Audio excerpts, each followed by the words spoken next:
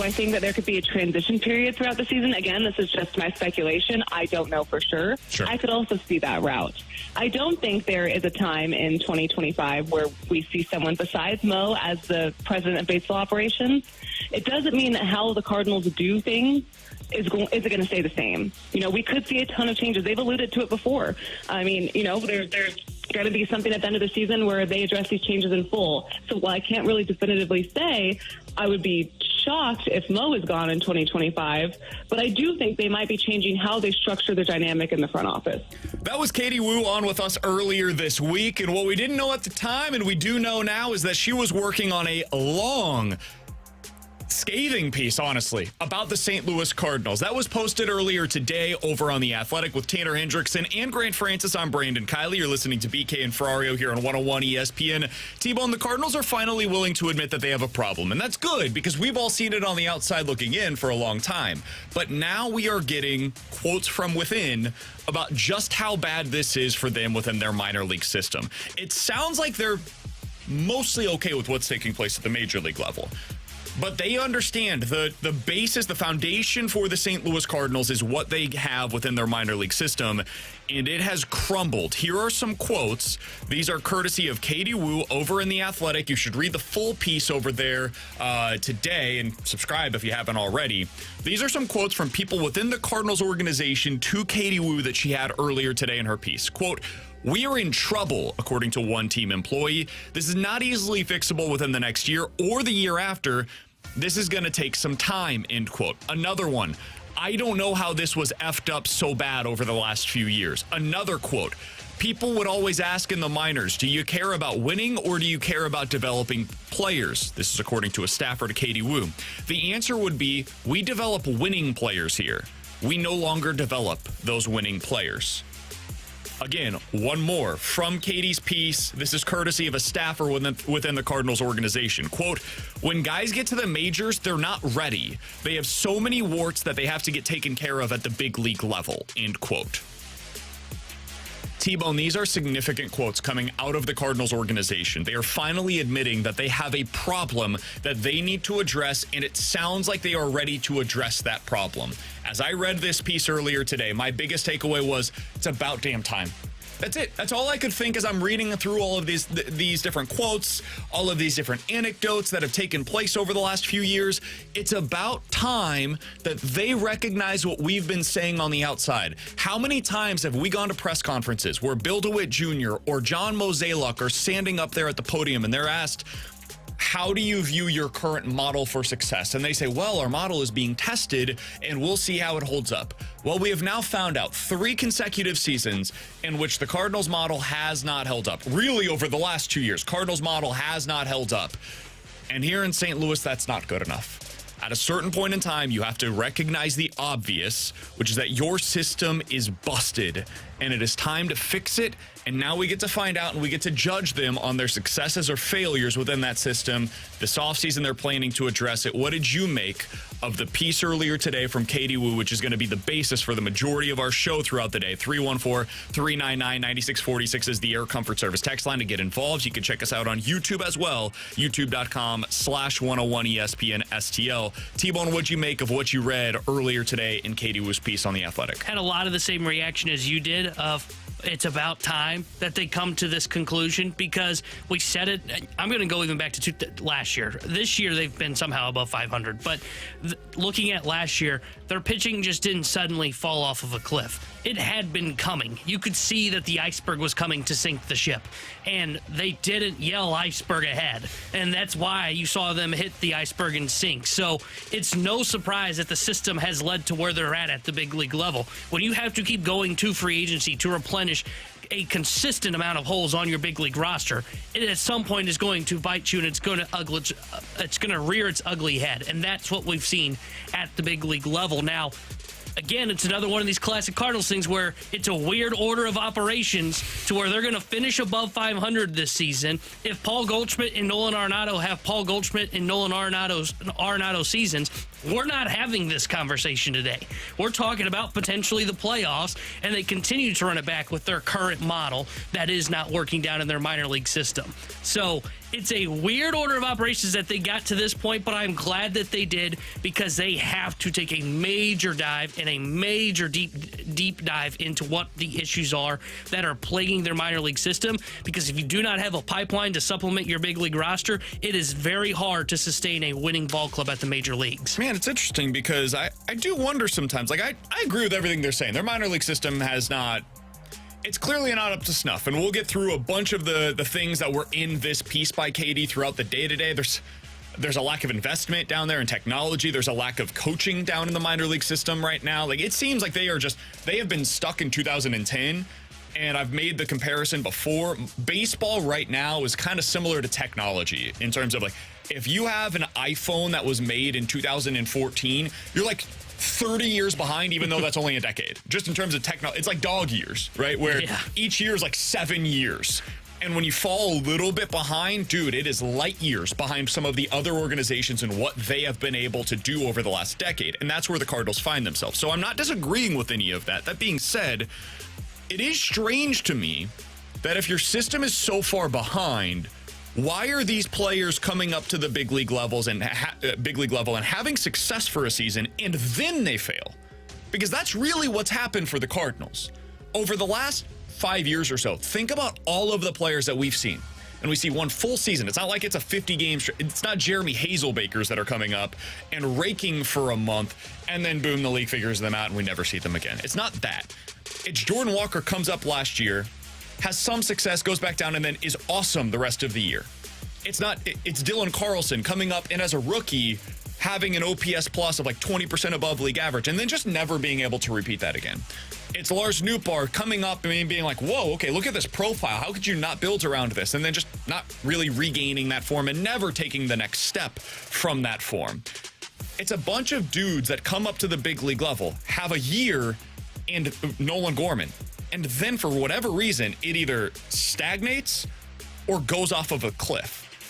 That's what I am struggling a bit with right now is, so why are you producing these players that get to the big league level and then they struggle if your minor league system is so broken? Are we sure that's the only thing that's broken within the Cardinals organization right now? Because it seems to be what the Cardinals are willing to acknowledge is it's just the minor league system. Our major league level is running great. Things are good here. It's the minor leagues that are broken. Nothing to see over here in St. Louis. It's Memphis, and it's Springfield, and it's Peoria, and it's Palm Beach. Those are the problems. I'm not sure I totally agree with their assessment on that. I do think there are some things that should be better at the big league level as well. Why does it take these players a month to get out of a slump? Why is that? Why is Lars Nootbaar coming out yesterday and saying, I had a really productive conversation with Ollie Marmol, and we talked about what I can do this offseason to fix my swing? Well, why is that conversation happening now? That couldn't have taken place 4 months ago when it was clear at the time that Lars Nootbaar is on the ground way too often. Why has it taken the entire season for Paul Goldschmidt to get back on track? Maybe he's just broken beyond repair. Why is it that Nolan Arenado has not been able to fix his swing? Why is it that Nolan Gorman could never fix his swing? There's just a lot of... Why is it that Jordan Walker, who I'm hearing all about, hey, they don't have an outfield instructor down in the minor leagues. Okay, has he not been working with Willie McGee at the big league level? Hasn't that been the focus of 2 years of him at the big league level now? Wasn't the whole point not to send Victor Scott down originally was so he could work with Willie McGee? Well, I feel like I am missing a few things with what they're saying here. Yes, the minor league system is broken. Cool. Ready to acknowledge that. I do think they still have some blinders on as to other issues that exist within the organization, and that does concern me a bit. It still feels like a lot of finger pointing, right? Without a lot of solution. Where it is, okay, why would the big league staff say that, like a Victor Scott, for example, should be up here even if he's not going to play today? Oh, we don't have the guys down there at the minor leagues to help him out. Well, okay, but to your point, why are all these guys getting up here to the big league level and struggling? The major league staff doesn't want to admit that they've got a problem. They don't want to admit, and we'll talk about the coaching staff here in a little bit in the show, but they don't want to admit, like, hey, maybe we have a hitting issue with our hitting coach. You know, maybe it's the philosophy that he's trying to pass down to these players that are getting up here and start working with him, because you're right, it works in the minor leagues. Don't get me wrong, they need help down there. They need more coaches. They need better technology. They can't be playing baseball from the 2010s down in that system throughout their minor league system. It's a lot of finger pointing right now, and I don't know if we're still seeing solutions going to be handed down. It is a lot of, oh, of course we're not developing players. Look at our minor league. We don't have enough coaches down there. But to your point, Well, that doesn't explain the guys at the big league level. They also don't have enough coaches on the big league staff. I would agree with that. That's another thing. Like, they've talked about this openly, is our staffing from the bottom all the way up to the top is problematic. And I think one thing that has taken place, and she mentions this in her article, is that they have robbed Peter to pay Paul. They have tried to keep up with the Joneses in terms of payroll. It's also a fancy number that fans can look at and say, hey, look, the Cardinals are top 12 in spending, and they can claim that as an organization. And that's true on players at the big league level. They have fallen behind in spending on coaches, in spending on resources, technology, etc. And so in terms of overall investment, we don't see that number. It's not publicly available to know what they're actually spending on the entire baseball product.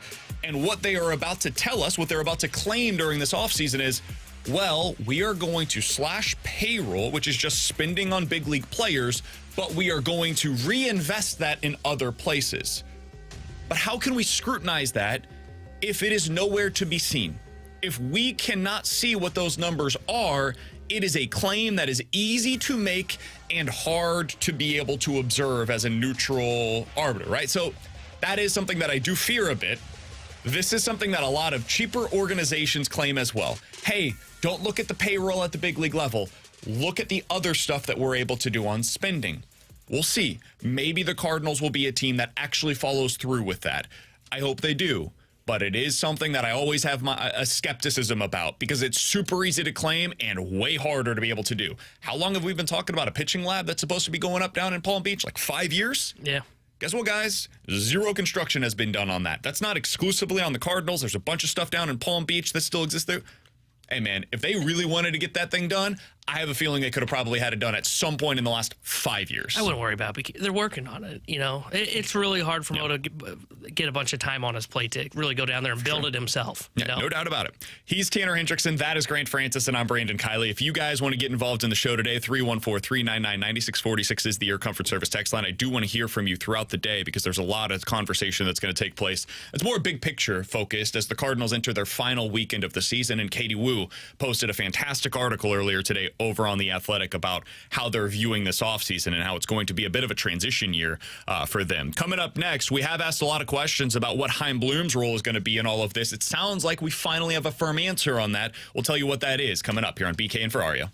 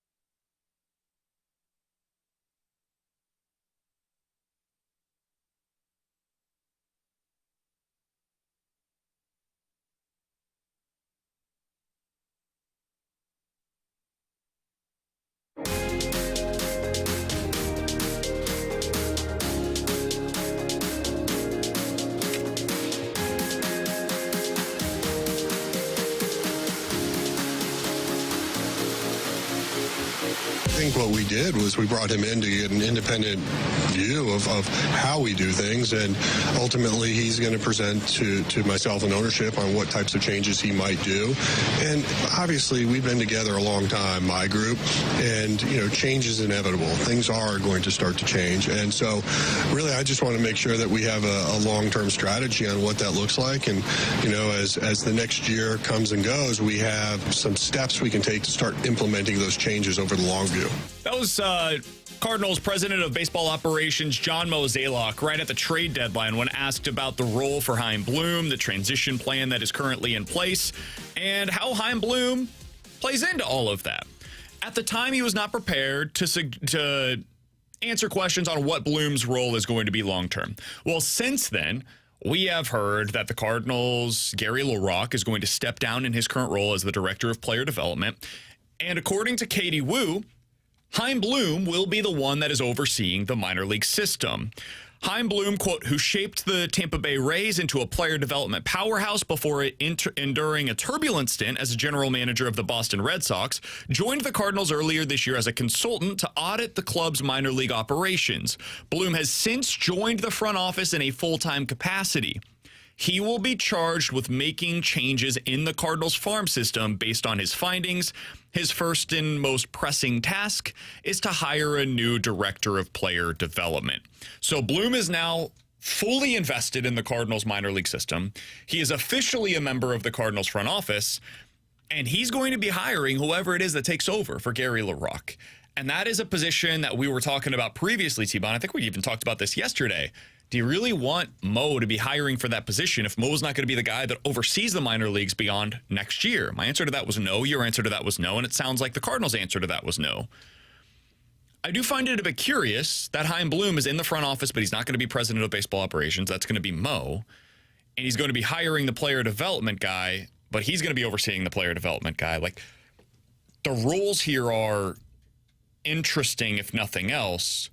What do you make of the role that Chaim Bloom is seemingly taking on and the fact that he's not going to be in charge of the entire baseball operation starting next year? Well, it makes me kind of wonder, kind of tinfoil here a little bit. It makes me wonder if he doesn't want the Pobo job. And we know that, like, it's been reported not about Chaim Bloom, but about guys across baseball that it's a lot better to be in the GM, assistant GM, in the front office role and not be the guy because of what happens with what in Mo's role, where he's getting blasted consistently for all the small and big things that he misses on. So it makes me wonder if he's not the Pobo in waiting, but I do like the idea of him overseeing player development. I really do. Now, the order of operations here, again, is kind of weird how he's hiring the guy, but he's not the director of player development.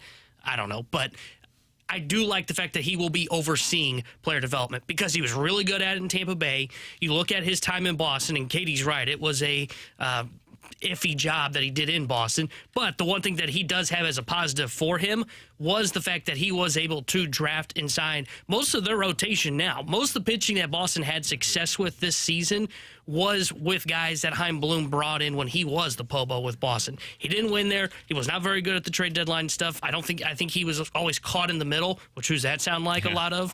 But I do like the fact that they may have him overseeing player development because it is something that he has proven to have success at. It's also worth noting he took over like basically right in the middle of so his first year was the pandemic season in 2020, and then he went up to 2023. So he was caught in a difficult situation when it comes to where are you at as an organization? There were a lot of teams that didn't exactly have their best seasons through the pandemic years. So I'm not going to put all of that on Bloom, but it is something worth keeping an eye on. I just find the whole thing to be a little strange in terms of the timing of everything, because if Bloom is the one that's making the decision on who's going to be working in the minor league system, but let's operate under the assumption of what you just said, right? And I don't know if this is true or not. Nobody does outside of the organization, and maybe we'll get some of these answers next week. Well, they may not know either. If Bloom doesn't want to be in that role as the president of baseball operations, but he's making this decision, and they've already announced that Mo is not going to have another contract beyond next year, well, then who's going to be overseeing Bloom next year? Yeah. And is he going to be lockstep with what Bloom wants in the minor league system? Because that almost feels like it's like hiring a defensive coordinator in the NFL and then allowing him to help you hire your head coach. Like, well, that's backwards. You hire the head coach and allow him to hire his staff. In this scenario, you hire the president of baseball operations, and then they implement what their vision is for their minor league system, for the manager staff, all of that at the big league level. They're going about this in a way that feels backwards to me. Like the order of operations is just off. Similar to how their order of operations last offseason. They got really lucky in the end, but they came out and said, hey, listen, first we targeted Kyle Gibson and Lance Lynn.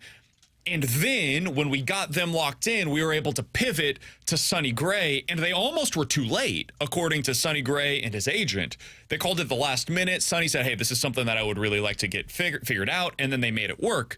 But had it taken an extra 2 days, they might not have been able to sign Sonny Gray. And then this year at the front end of their rotation, their number one would have been Miles Michaelis coming into the season. Feels a little backwards, right? That's what it feels like with this. And hiring first Chaim Bloom, then their player development guy, and then next year deciding who actually oversees the baseball operations. Why not just do that now? Yeah. And then allow him to hire the development of baseball operation? I don't get it. Yeah, it doesn't make sense to me because it's not only just for that role, right? You know, though that's a very important role, the director of player development. Who's making decisions for both the majors, the minor leagues, beyond 2025 then, right? Like if you're not going to have a Pobo or somebody that is going to be, like you look at the Blues, for example. We know Army is stepping aside as the GM, the guy that makes the decisions in 26, if I remember correctly. And we already know, okay, Steen's the guys that with him. So we know that the two guys that are making the decisions are in lockstep. So when Steen takes over, he doesn't have to make up for any mistake that he didn't want. So, for example, let's say he didn't want to extend Pavel Buchnevich. Well, it's not like Army did it without talking to Steen, and then when Steen takes over, he goes, well, great, I've got this 3-year contract of a guy that I don't want on our books. Well, who's that guy with Mo if it's not Chaim Bloom? Maybe it ends up being Chaim Bloom, and maybe I'm off on the reading of this, but I think it is a fair question to wonder if he does actually want that job and in that spotlight. The Cardinals organization not only needs to name the director of player development this offseason, they need to name who is going to be helping Mo make the decisions. So when he takes over after Mo retires after 2025, there is no year of, okay, I've got to make up for the things that Mo did that I didn't want to do. And that is what is so important this offseason. And it's what we're not getting a clear answer on yet. And maybe we will when they have That's the thing. Maybe Monday, Tuesday, presser. Whenever the presser comes up, maybe we get more answers on this. I'm leaving that door open. But as of today, with the reporting that we now have from Katie Woo and what the expectation is for Bloom's role next year. It all just feels weird. It does feel a little backwards. And if we find out Monday, Tuesday, a month from now, hey, Bloom's going to take over at the end of the 2025 season. He's going to be the next president of baseball operations in St. Louis. Okay, that makes sense. Yeah. He's essentially, okay, the first year of you being in St. Louis, our biggest problem is the minor league system. Please fix that. Focus all of your attention on the minor league system. Hire the player development guy.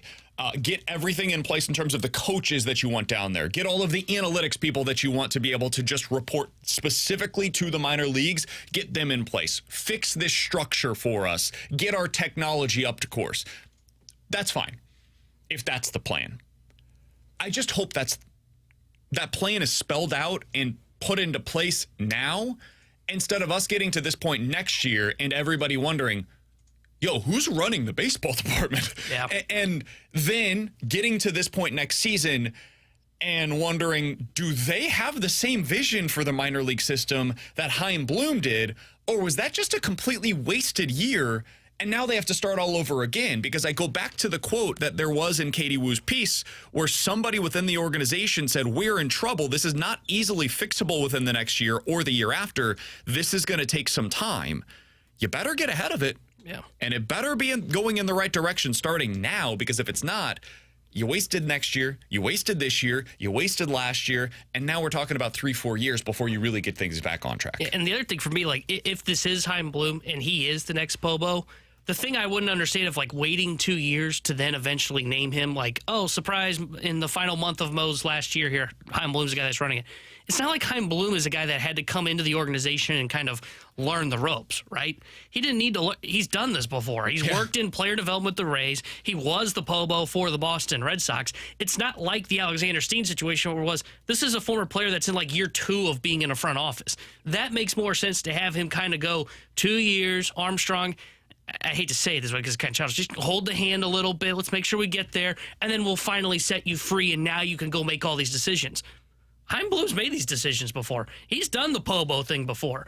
I don't understand what the whole thought process would be to let's wait longer and longer and longer and continue to kick that can down the road until it is, okay, boom, there. Now he finally just has the job. No, he should be in lock. If he is the guy, or whoever the guy is, needs to be in lockstep with Mo. Mo is technically the one that kind of signs off on all of it, but the real guy that makes decisions is the guy that is running the Pobo department in 2026. So much of this comes back to public relations.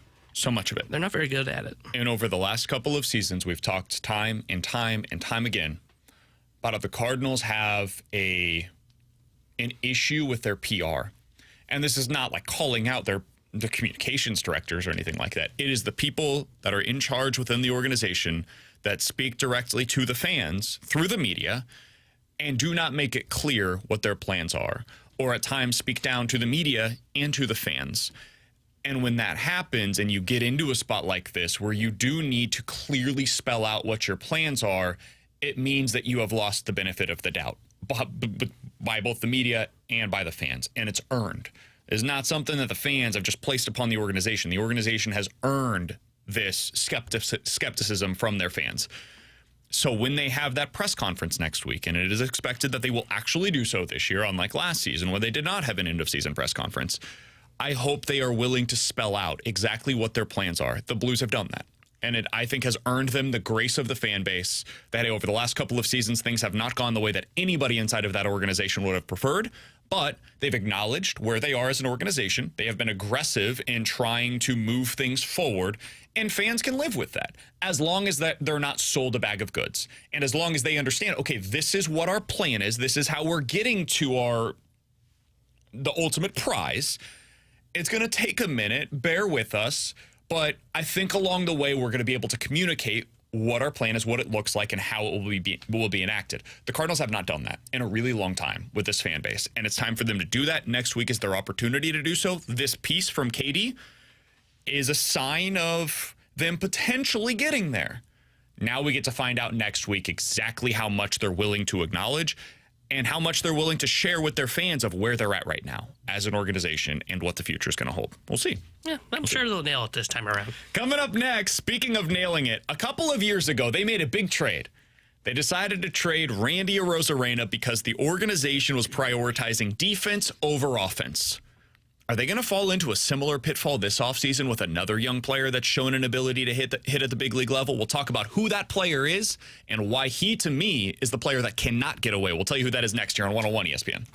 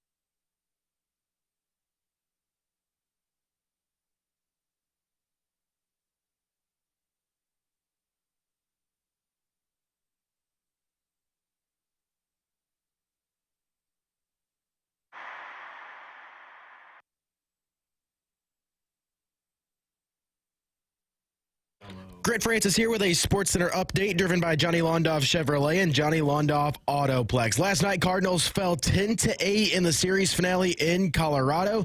Tonight, they'll start their series in San Francisco against the Giants. It'll be Miles Michaelis getting the start for the Cardinals, going up against Landon Roop from the Giants. First pitch from Oracle Park will be at 9:15. Last night here on 101 ESPN, you heard the Dallas Cowboys take down the New York Giants 20-15. Dallas improves to 2-2 on the season, while the Giants fall to 1-3. That's what you heard last night on 101 ESPN. Tonight you'll hear Mets and Brewers. Pregame for that one will start a half hour after the Fast Lane at 6:30. I'm Grant Francis. The SportsCenter update's been driven by Johnny Londoff Chevrolet and Johnny Londoff Autoplex. See them at londoff.com. Chevy, together we drive. Are you kidding me?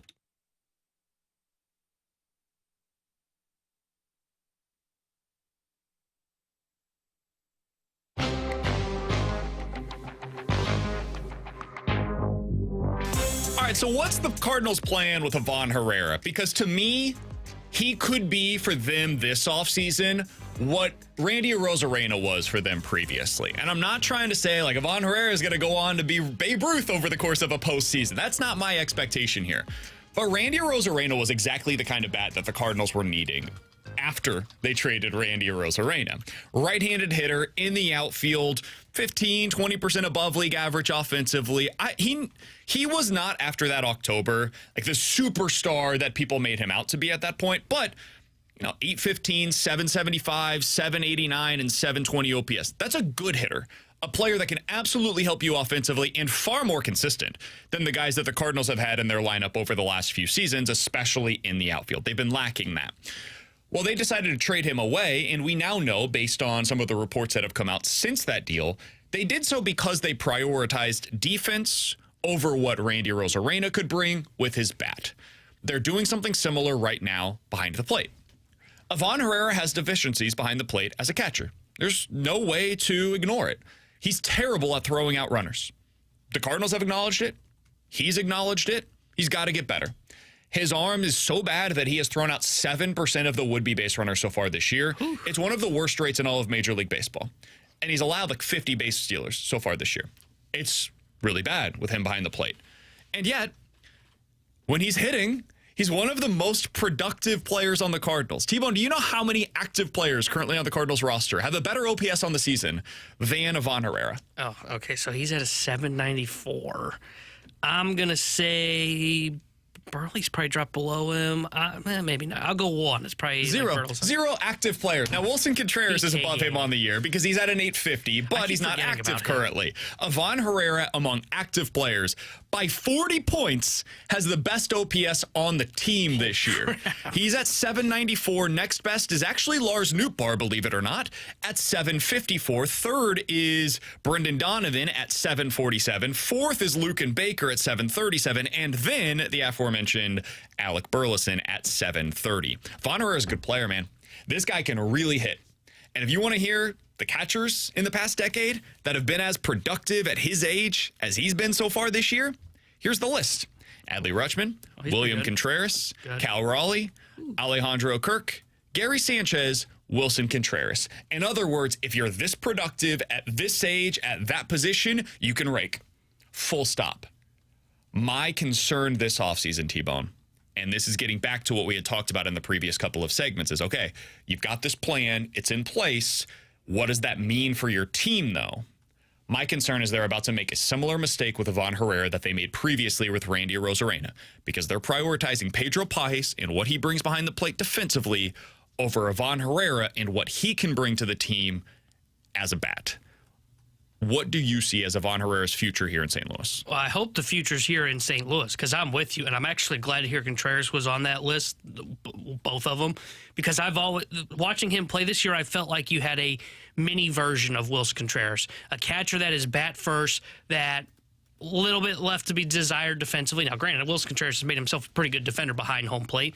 I think you can still do that with Ivan Herrera. If they can fix Wilson Contreras, who they thought was an outfielder a year ago, they can fix the issues that plague Ivan Herrera defensively. But even if they didn't, I wouldn't want to trade him because we're seeing that they are in desperate need of an offensive core. You know, we can look at their pitching and say, hey, here's what's coming. You can see kind of the Palante, the McGreevy. You've got Quinn Matthews we're all excited about. Still fairly high on a Team Kins, maybe a TK Roby. They got pitching that's coming. They got to find a way to figure out what the core is of the offense, and this guy's bat can play at the big league level. And that's why if I'm in Mo's shoes running things for the St. Louis Cardinals, he's a Cardinal next year. I don't know how you figure it out. I don't know if that means you've got all three catchers on the big league roster. Honestly, I wouldn't have a problem with Pages starting the year in the minors as your third catcher.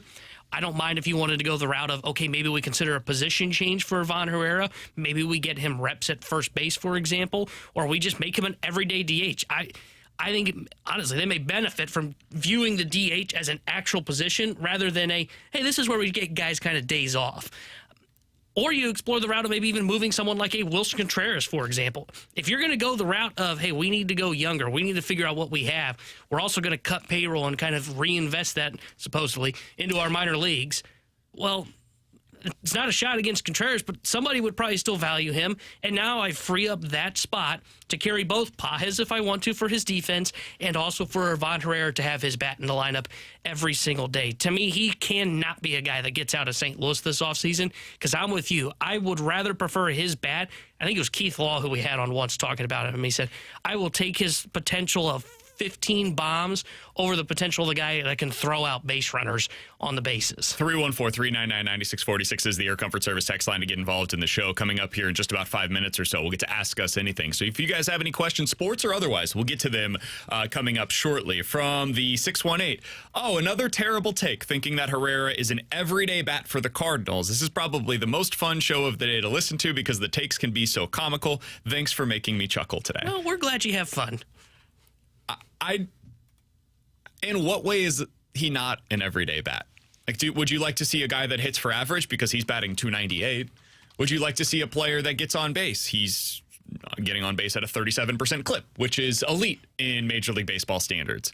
Would you like to see somebody with the potential of slugging for a decent amount of power because he hits the ball about as hard as anybody on the Cardinals currently? Like, he has the exact profile as a bat that this team is currently lacking.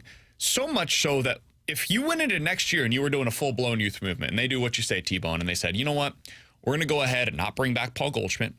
We are going to trade Wilson Contreras, which is something that should be on the table this offseason. And I say that as somebody that really likes Wilson Contreras and thinks that he could be part of the solution, not the problem. But if this team's going in a different direction, so be it. At least they have a direction.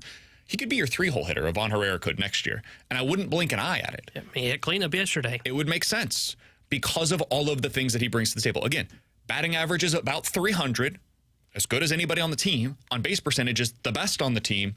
And slugging percentage right now is lagging. That's the one thing that he doesn't really, he can't claim. But we've seen over the last month or so, hey man, he's got power in there. It's about getting to it, accessing it. And that becomes a pitch selection thing, and it becomes an approach thing. Hey, can you take your best swing early in a count, and then later on in the count, you do what Mason Wynn does, where you get the base hits, right? I think that's in there for Ivan Herrera. And I've talked last month or so about, hey, you could put together a really good package of players if you wanted to get a star. It's becoming clear that's not the Cardinals' plan. Their plan is this offseason to get young, to get cheap, and to build for the future. Well, if that's your plan, Ivan Herrera should be a part of it. He shouldn't be a part of a plan to trade for somebody. He should be a part of the plan to start as your catcher next season in this offseason when he's being managed by Albert Pujols, by the way, somebody that a lot of Cardinals fans would like to see manage the big league club because he's going to fix everything. Ivan Herrera is going to be starting at catcher for his DR Winter League team this winter. Focus on catching. Focus on throwing out runners, focus on a arm strengthening program, come back next year, throw out 15% of the runners, and you're the starting catcher for the Cardinals in 2025. That should be what the expectation is if this is the direction the Cardinals are going. Yeah, I'm 100% with you. I think that, and again, we saw them fix whatever the issues were with Wilson Contreras last year. He was better when he was healthy this year at framing, and I don't think he ever had an issue with throwing guys out, but the number one thing he needed to work on was framing and blocking. Well, I think you can work on a throwing program. I don't think it's out of the blue and that he's always going to be stuck with a noodle arm. I think the Cardinals can fix that. And if you can fix that, you're going to have a great offensive catcher. I got a fun game for you. So his OPS this season, I mean, we mentioned it is 794. Yadier Molina in his career. Now, granted, he was never a great offensive player, but he was always viewed as a pretty good offensive player. He had some good years in the mid-2010s. Yeah. How many times do you think he had a higher OPS in a season than what Ivan Herrera has right now? 2? Close. 3. 3. And it was 3 years in a row. It was 11, 12, and 13. Yeah, 13 he was amazing. Yeah, and 12, his highest career OPS was 874. Yeah. So, I mean, you're talking about a guy that, again, he will probably never be defensively what Yadier was. There's not going to be a lot of guys who will ever do that. But a guy that can be better offensively than what Yadier Molina was behind the plate and can get up to potentially what Willson Contreras' numbers are as well. Yeah, Willson Contreras in 2021 and 2022, those 2 years combined, his OPS was 795, basically the equivalent of what you've had so far this year with Ivan Herrera. He can hit, man. He can really, really hit. And now it's about developing the other aspects of their game, which goes back to what we've been talking about for the majority of the show today. Hey, can your system figure that out? Can your coaching staff get that out of him? That's the job of the coaching staff, is to improve the weaknesses and maintain the strengths. That's what they're trying to do here. And if they can get that out of Ivan Herrera and keep him within the system, he can be for you offensively basically what Randy Arozarena was. But he's doing it as a catcher, which makes it even that much more valuable because so few teams across Major League Baseball can claim that they have an offensive catcher with this kind of upside. Just get him to league average behind the plate defensively, and you've got a really good player, a player that you can build around for the next 5 to 10 years. With Tanner Hendrickson and Grant Francis, I'm Brandon Kiley. 314-399-9646 is the Air Comfort Service text line. Let's get into Ask Us Anything. If you guys have any questions, sports or otherwise, we will answer them for you coming up next here on 101 ESPN.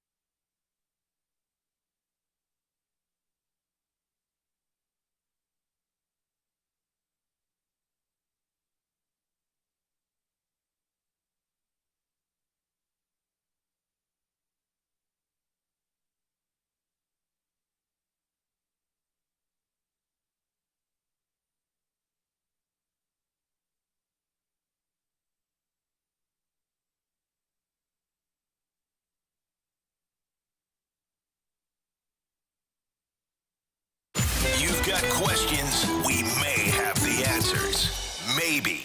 It's BK and Ferrario's Questions and Answers. Presented by Window World St. Louis.com. Simply the best for less. 314-399-9646 is the Air Comfort Service text line for Ask Us Anything. If you guys have any questions, sports or otherwise, today's the day to do so. Normally, we focus these questions just on sports, but today we can get to a little bit of anything, typically with a little bit of sports-centric basis for this. Let's get to this from the 314, T-Bone. Is it realistic to believe that the Blues can advance to the second round of the playoffs this year? Grant, I want to get your thoughts on this as well. I'd say yeah. I think it's a fair expectation if you have that, because if this team can find a way into the playoffs, I actually don't think they can get there, but I could understand how someone can get to that conclusion. Look, they should have better depth of scoring this year. They should have a more consistent bottom six, on top of hopefully you have a defense that's improved from a year ago with Kessel, Suter, full year of Kessel, Suter, Broberg now. If they make the playoffs, I think there's a chance they can get to the second round because they've got Jordan Binnington.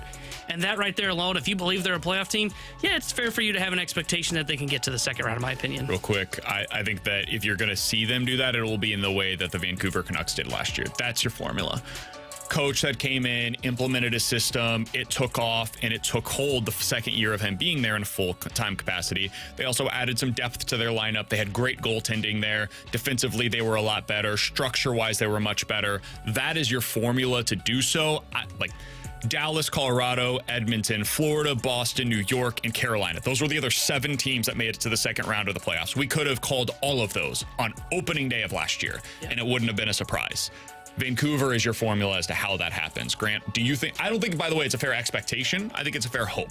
That's exactly what I was going to say. I don't think it at all should be your expectation, but I mean, if we're talking about a team that we think can make the playoffs, which I think they can, I don't think it's going to be easy, but I think they can, you're probably making it as that last wild card. If you're not, you're making it as that second wild card because the Central is tough. So you're going up against either the best team in the Central Division or the best team in the Pacific Division first round. That's not an easy road, but I mean, I can see a path where if the Blues are paired up against the Oilers, I can see them beating the Oilers. They don't have goaltending. Their defense isn't great. The Blues have the goaltending, and they have a lot of experience, too. Like, you think about the guys they brought in. Radek Faksa has a ton of experience. Ryan Suter has a ton of experience. Think about their defense. Parayko, Leddy, Falk. These guys all have a ton of experience when it comes to the playoffs. I wouldn't be surprised at all if they can eke out a win in the first round and somehow find themselves in the second round. It'd be a shock nationally.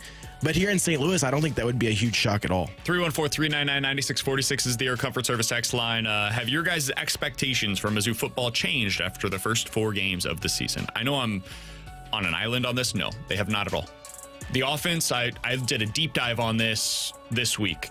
The offense is almost the exact same as it was last year in terms of every numerical piece of information that you can find. The one thing that has changed is there's a lack of explosive plays in the passing game.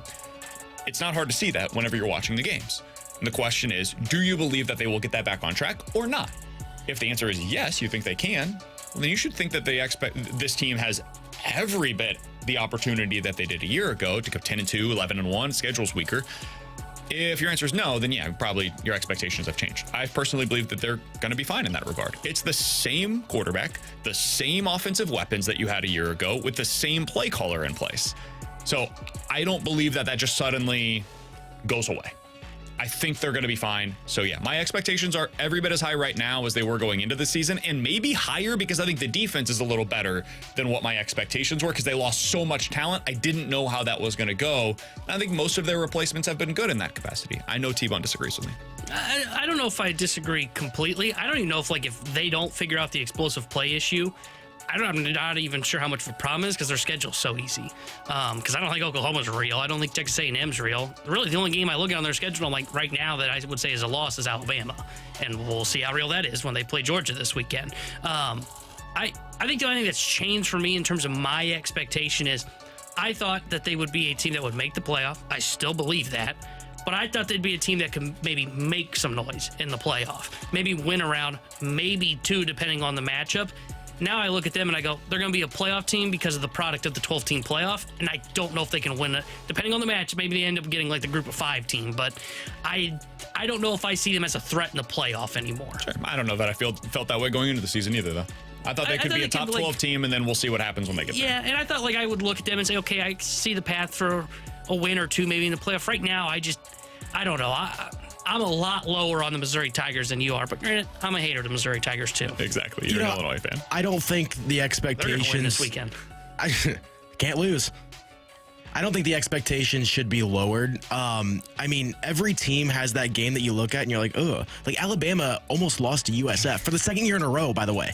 They almost lost to that team almost 2 years in a row. They were up, 14-13 at the end of the third quarter? Yeah. Isn't that what it was? Yeah. It was rough. Last year, 13-6. And then they won by 4 touchdowns. But That's what they do. But for the majority of that game, it looked bad. And now everybody looks at that team after a big win against Wisconsin, and it's like, oh, they're fine. I think they're winning this weekend. I don't.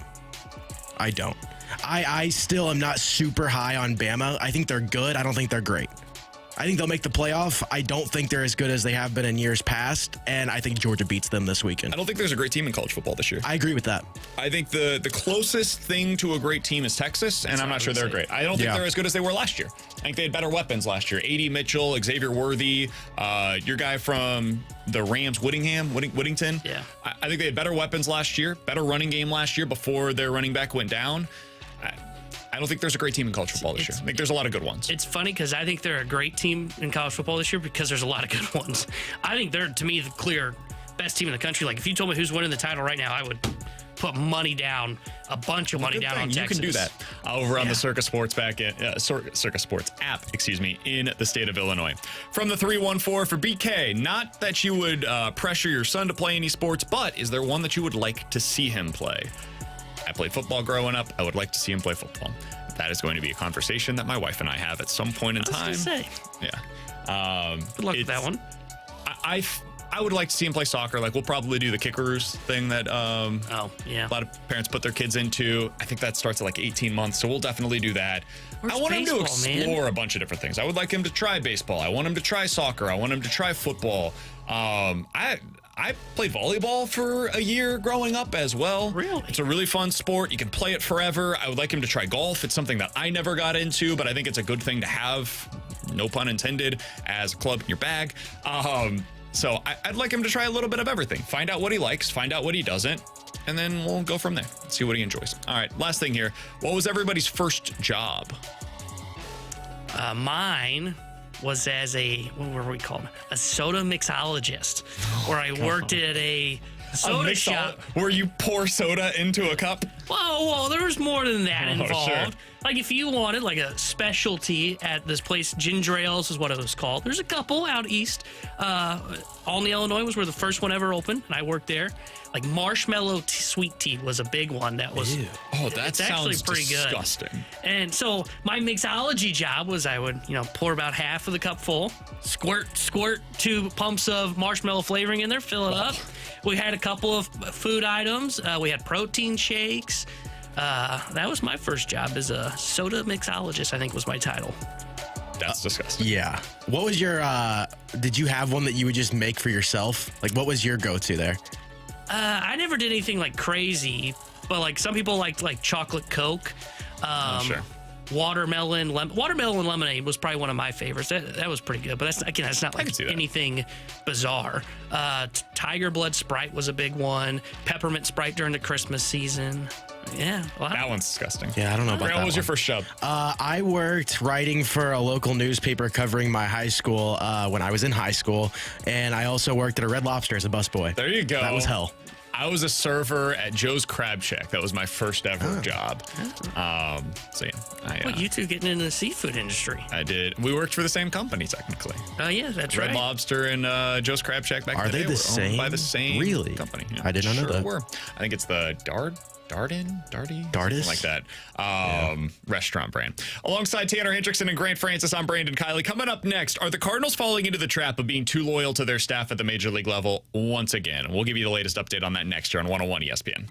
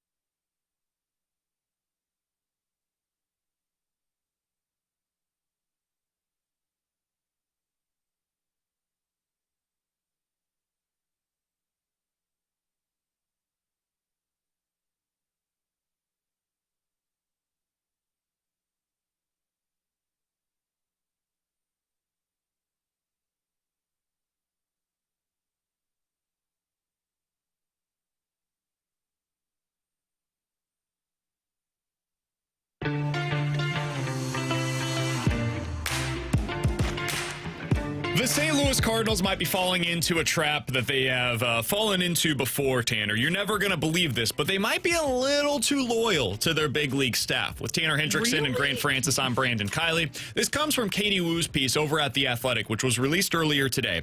As for manager Ollie Marmol, the expectation is that he will return for the 2025 season, along with the majority of his staff. Marmol signed a 2-year contract extension before the season that will take him through 2026. Though the Cardinals are one of the worst teams in the National League in offense this season, there is, quote, mutual interest in retaining all of this year's coaching staff, including the hitting coaches, end quote. All of that comes from Katie Woo's great piece earlier today over at The Athletic. You should be subscribed over there. You can find it on Twitter at KDJWoo if you want to find an easy way to get to that link. T-Bone, I have defended Ollie Marmol. I think when you look at the way that this team was constructed this year, and certainly the way that they produced this season, and you look at, I know people get mad about it, but the expected win-loss record based on their run differential, this team was not particularly good. Yeah. And I think I think they outplayed their expectations this year. Their expected win-loss record this season was 73-86 at this point. Instead, they have won 81 games. I apply that to a good bullpen and a manager that, all things considered, did a pretty good job of getting the most out of his team. I do not apply that to the hitting coaches.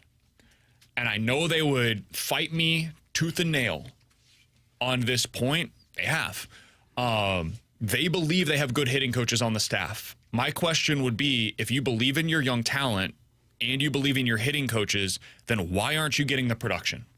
There's something that's not aligned there. Something is missing. And from my perspective, it's a lot easier to replace those hitting coaches than it is the young talent that you have internal. So, yes, they've got issues in the minor league system. They need to get that stuff fixed, but they also have issues at the major league level. And I think they should add instructors to the staff. I agree with them on that. They need to invest more on their coaching staff side of things. They also might need new hitting coaches, man. It might be time for a new philosophy, a new approach. Sometimes a new voice is what's needed. I mean, think about when you were growing up, T-Bone, and your parents would tell you something. You'd be like, well, that's dumb. What a stupid thing to say. That's the worst advice I've ever heard. And then your buddy or your brother or whoever, somebody else that's not your parent who you've heard the same thing from a million different times, would tell you the exact same thing, but packaged in a different way, and it's from a different voice. And you're like, oh my God, that's it. That's brilliant. That's what could be happening here. It's entirely possible the philosophy is 100% correct. What they are saying is exactly what you would want your hitting coaches to say. But for whatever reason, the messaging has gone stale. It's the Craig Berube thing. I think Craig Berube's a really good head coach in the NHL. It wasn't working here. I think he's going to do really well in Toronto. I think he's going to succeed there.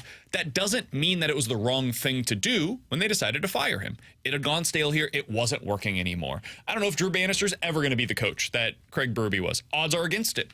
He might be a better fit for the situation that they're in right now. I feel the same way about the Cardinals hitting coaches, their hitting instructors. How do you feel about the report that they are expected to retain close to, if not all, of the current coaching staff? I don't like it. I don't know how you can go into next year with the same hitting coaches. And I understand that, look, I'm just going to be honest.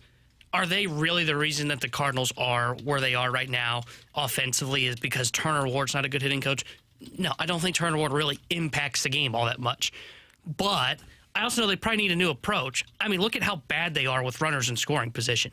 That's an approach thing. I would have to think that's an approach thing. I don't think the players just magically forgot how to hit with runners in scoring position. I think there's an approach issue there, and I think they need change for change's sake, to your point of kind of just a new message. They need to make a change to the hitting department, and it's just one of those things where it happens. In baseball, there's not many hitting coaches that have been with their club for like 3 years. Honestly, that might even be too much, 2 years. You constantly see those guys being churned out just because there are different voices that need to be brought in. Because I agree, Craig Berube's not a bad head coach, but it's the NHL. Head coaches last 4 years, they're gone. Hitting coaches in baseball, last 2 years, they're gone. I do think they need to work on an approach with runners in scoring position. I think that is something that whether it's messaging from Turner Ward or whatever it may be, they need a different approach. And I also do find it alarming. I mean, you mentioned this early, I think in our opening segment, about, Arenado coming out this week and saying, oh, I know what's wrong. I know what I need to do to fix it in the offseason. Nootbaar saying, I've kind of had a conversation with Ali Marmol and his staff, and I know what I need to work on in the offseason. Why is that being figured out now, September 26th, 27th, with 3 games to go, and not figured out back in May when you're going through struggles? Why is that not the case? Why did it take Paul Goldschmidt? He's talked about it openly. Hey, I had bad habits this year. Okay, well, where was Turner Ward and the hitting staff to kind of see these bad habits, tell you what the bad habits are, and then we implement them instead of having to wait till September/August to get it figured out and then to go on a tear offensively?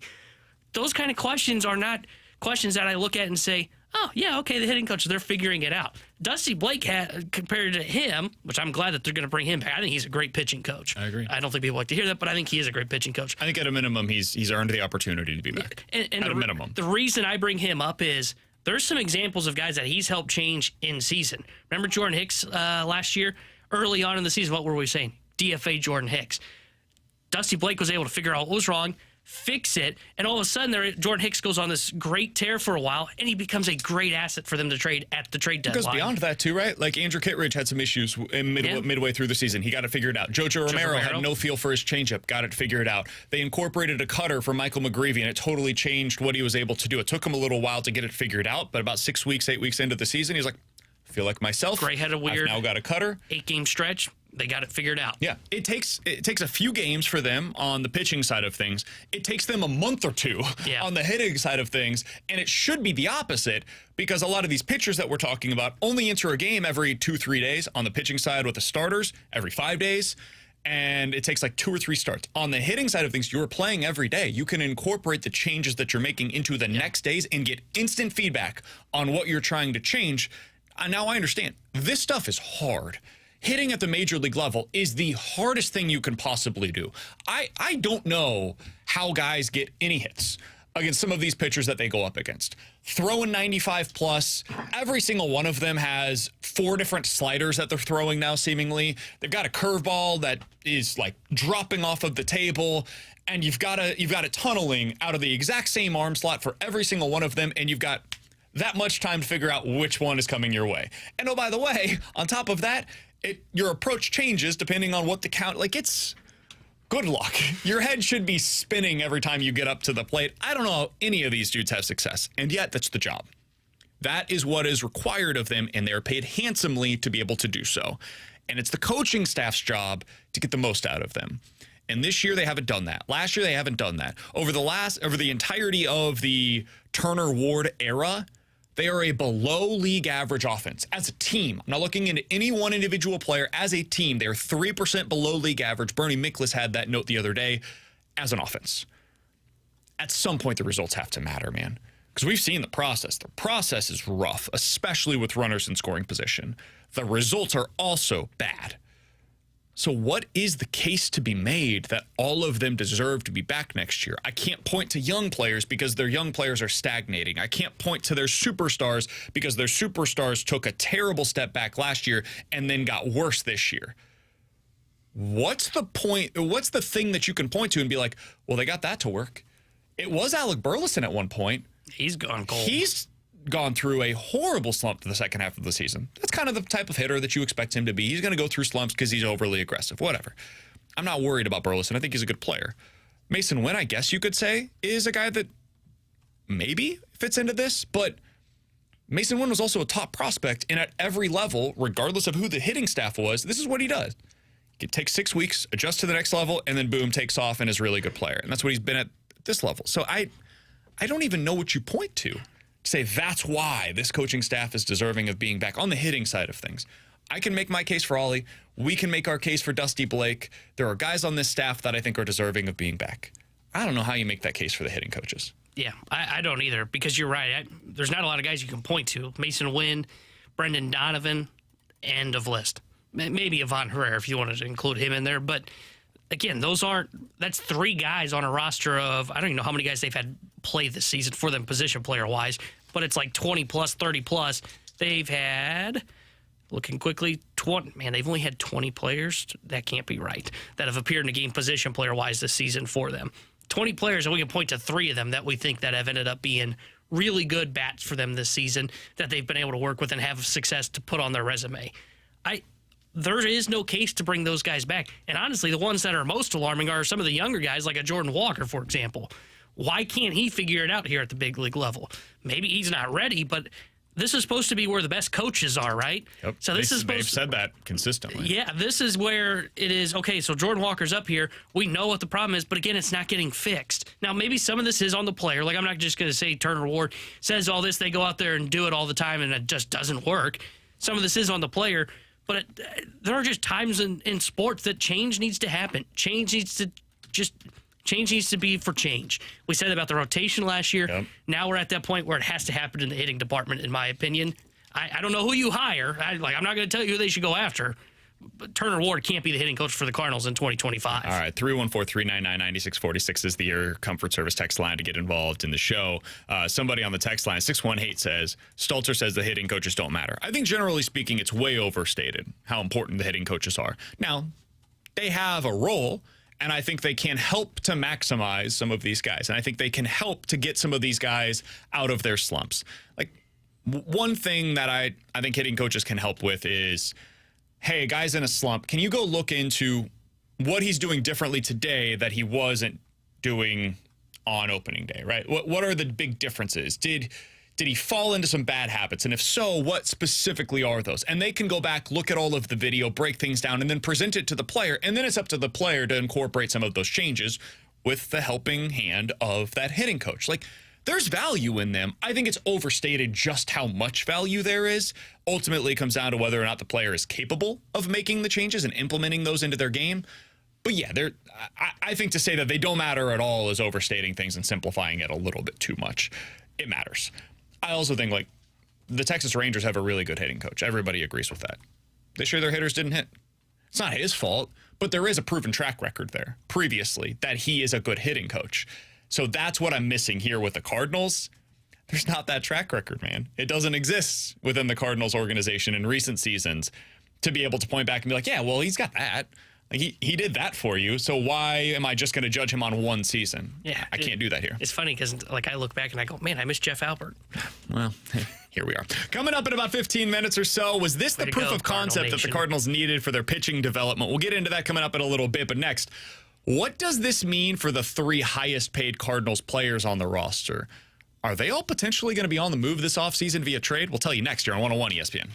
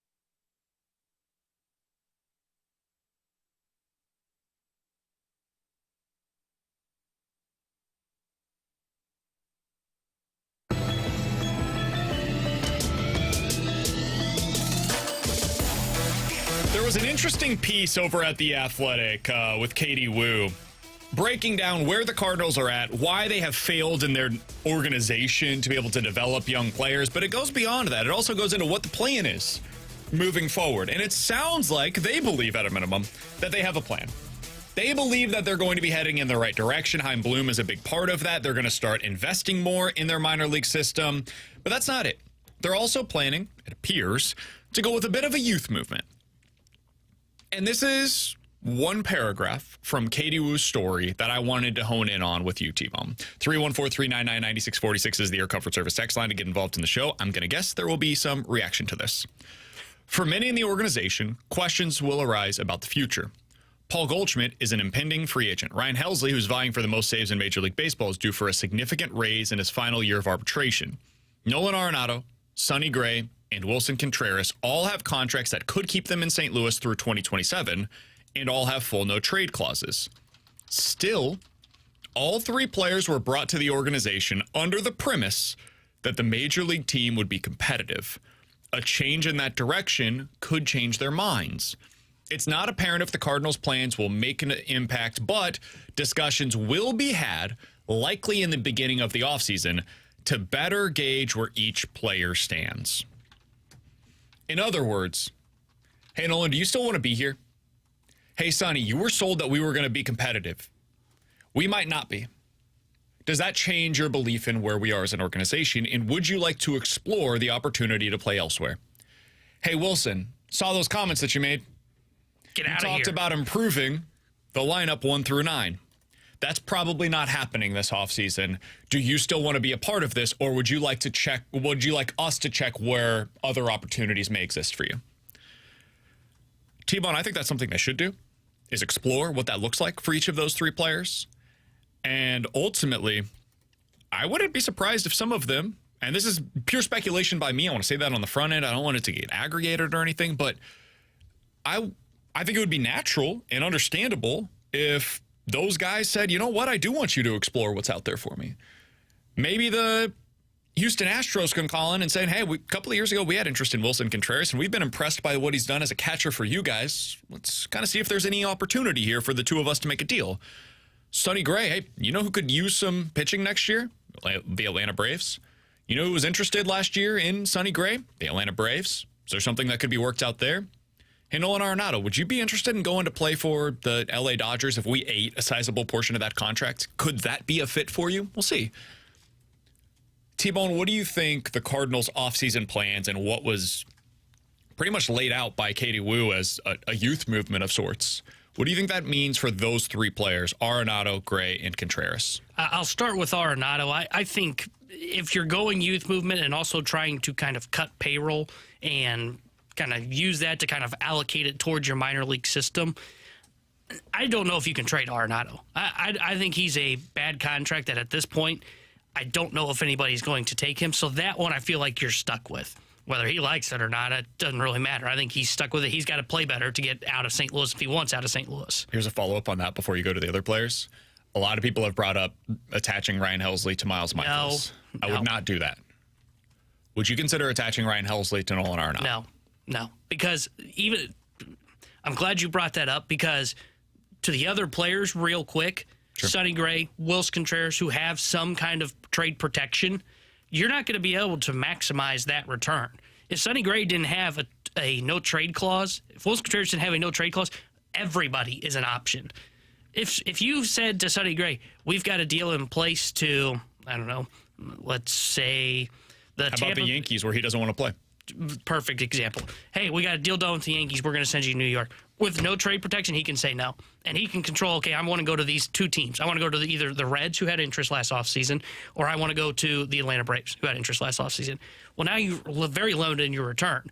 So that's why I would not attach Ryan Helsley to Nolan Arenado, because he can't control his fate, and he is the guy that will bring in the most in return for him. Arenado can control his fate. Sorry, Helsley. That's who I meant to say. Okay. Helsley. Because I don't want to attach Helsley to Arenado, because A, Arenado controls his fate, and B, now you diminish the return on Ryan Helsley. What if I said it's the only way you can get rid of the Arenado deal? To me, Because it might be, and the reason why I'm bringing this up, I'm not trading Arenado then. Sure. And That's you're what just I'm stuck with asking the us. contract. You're stuck with it. Until he plays better, you're stuck with the Nolan Arenado contract. Because I don't think they're in a spot where they have to, like, cut all three of these guys. I'm with you. And that's why I would say, like, then you kind of explore the idea of, okay, where can we send Contreras? Where can we send Sonny Gray? I would much rather go down that path rather than say, all right, let's diminish our best trade asset in Ryan Helsley and attach him to a bad contract in Arenado, while we're also not going to get the best return possible for a Sonny Gray and a Wilson Contreras because they can control their fate. The reason I bring up Arenado is because, one, he's not been productive, and two, there have been reports that he's not exactly the easiest guy to handle in the clubhouse at times when the losing is taking place, and there's potentially some losing that's still on the horizon beyond just what it was this year. And three, the roster spot's important, man. The playing time, the at-bats that exist when Nolan Arenado is at third base every day is limited. You have like probably 10 to 15 other starts that anybody can have at third. Is that more valuable if you find out, hey, what does Nolan Gorman at third base? Hey, what does Thomas Ajacey look like at third base if he just started there every day next year and you platooned Gorman plus Ajacey and Ajacey got some opportunities at second as well? How long, maybe 2 years from now, we need answers on that because J.J. Weatherholt's going to be ready 2 years from now to take one of those two spots in the everyday lineup. Donovan can kick down to second base. Maybe that's just his everyday position next year. That's why I bring it up with Arenado. I would not attach Ryan Helsley to the Michaelis thing because I think you can trade Michaelis. I think you'll have to eat some of the money. But I think there are teams out there that are desperate enough for starting pitching that if you told them, hey, you could have Michaelis for $10 million and he's going to start 30 games for you next year with around a 4.5 ERA most likely, and he's going to eat 180 innings for you. There are teams that would sign up for that today, dude. They would absolutely do that. So I don't think you need to do that with Helsley attaching him to Michaelis. I don't think it's that bad of an asset. Arenado might be, and it's multiple years of control that remains, 3 years left on his contract. I'm opposed, generally speaking, to attaching Helsley to a bad contract. This might be the one exception for me because of the no trade clause and because of the money and because of everything else that is tied to it. So I would probably change my tune there. With Sonny Gray and Wilson Contreras, I find them to be interesting because they're different conversations entirely. They're both productive. They're good players.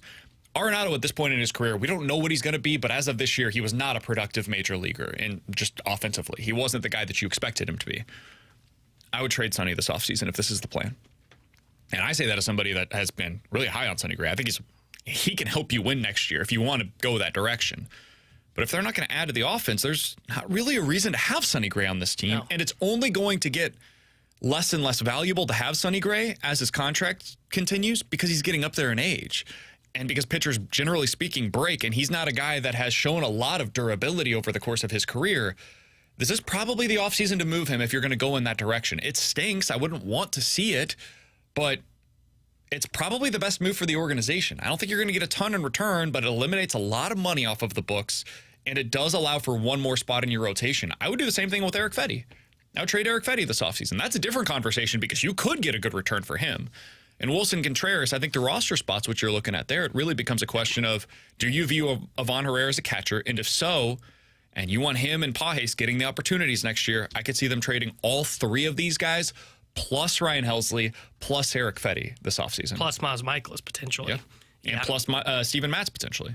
Yeah, even him, too. I forgot about him. But, yeah, I think if you're not contending, I mean, it makes all the sense in the world to try and trade a Sonny Gray because there will be teams that will value him. I mean, look at how desperate teams are for pitching right now across baseball.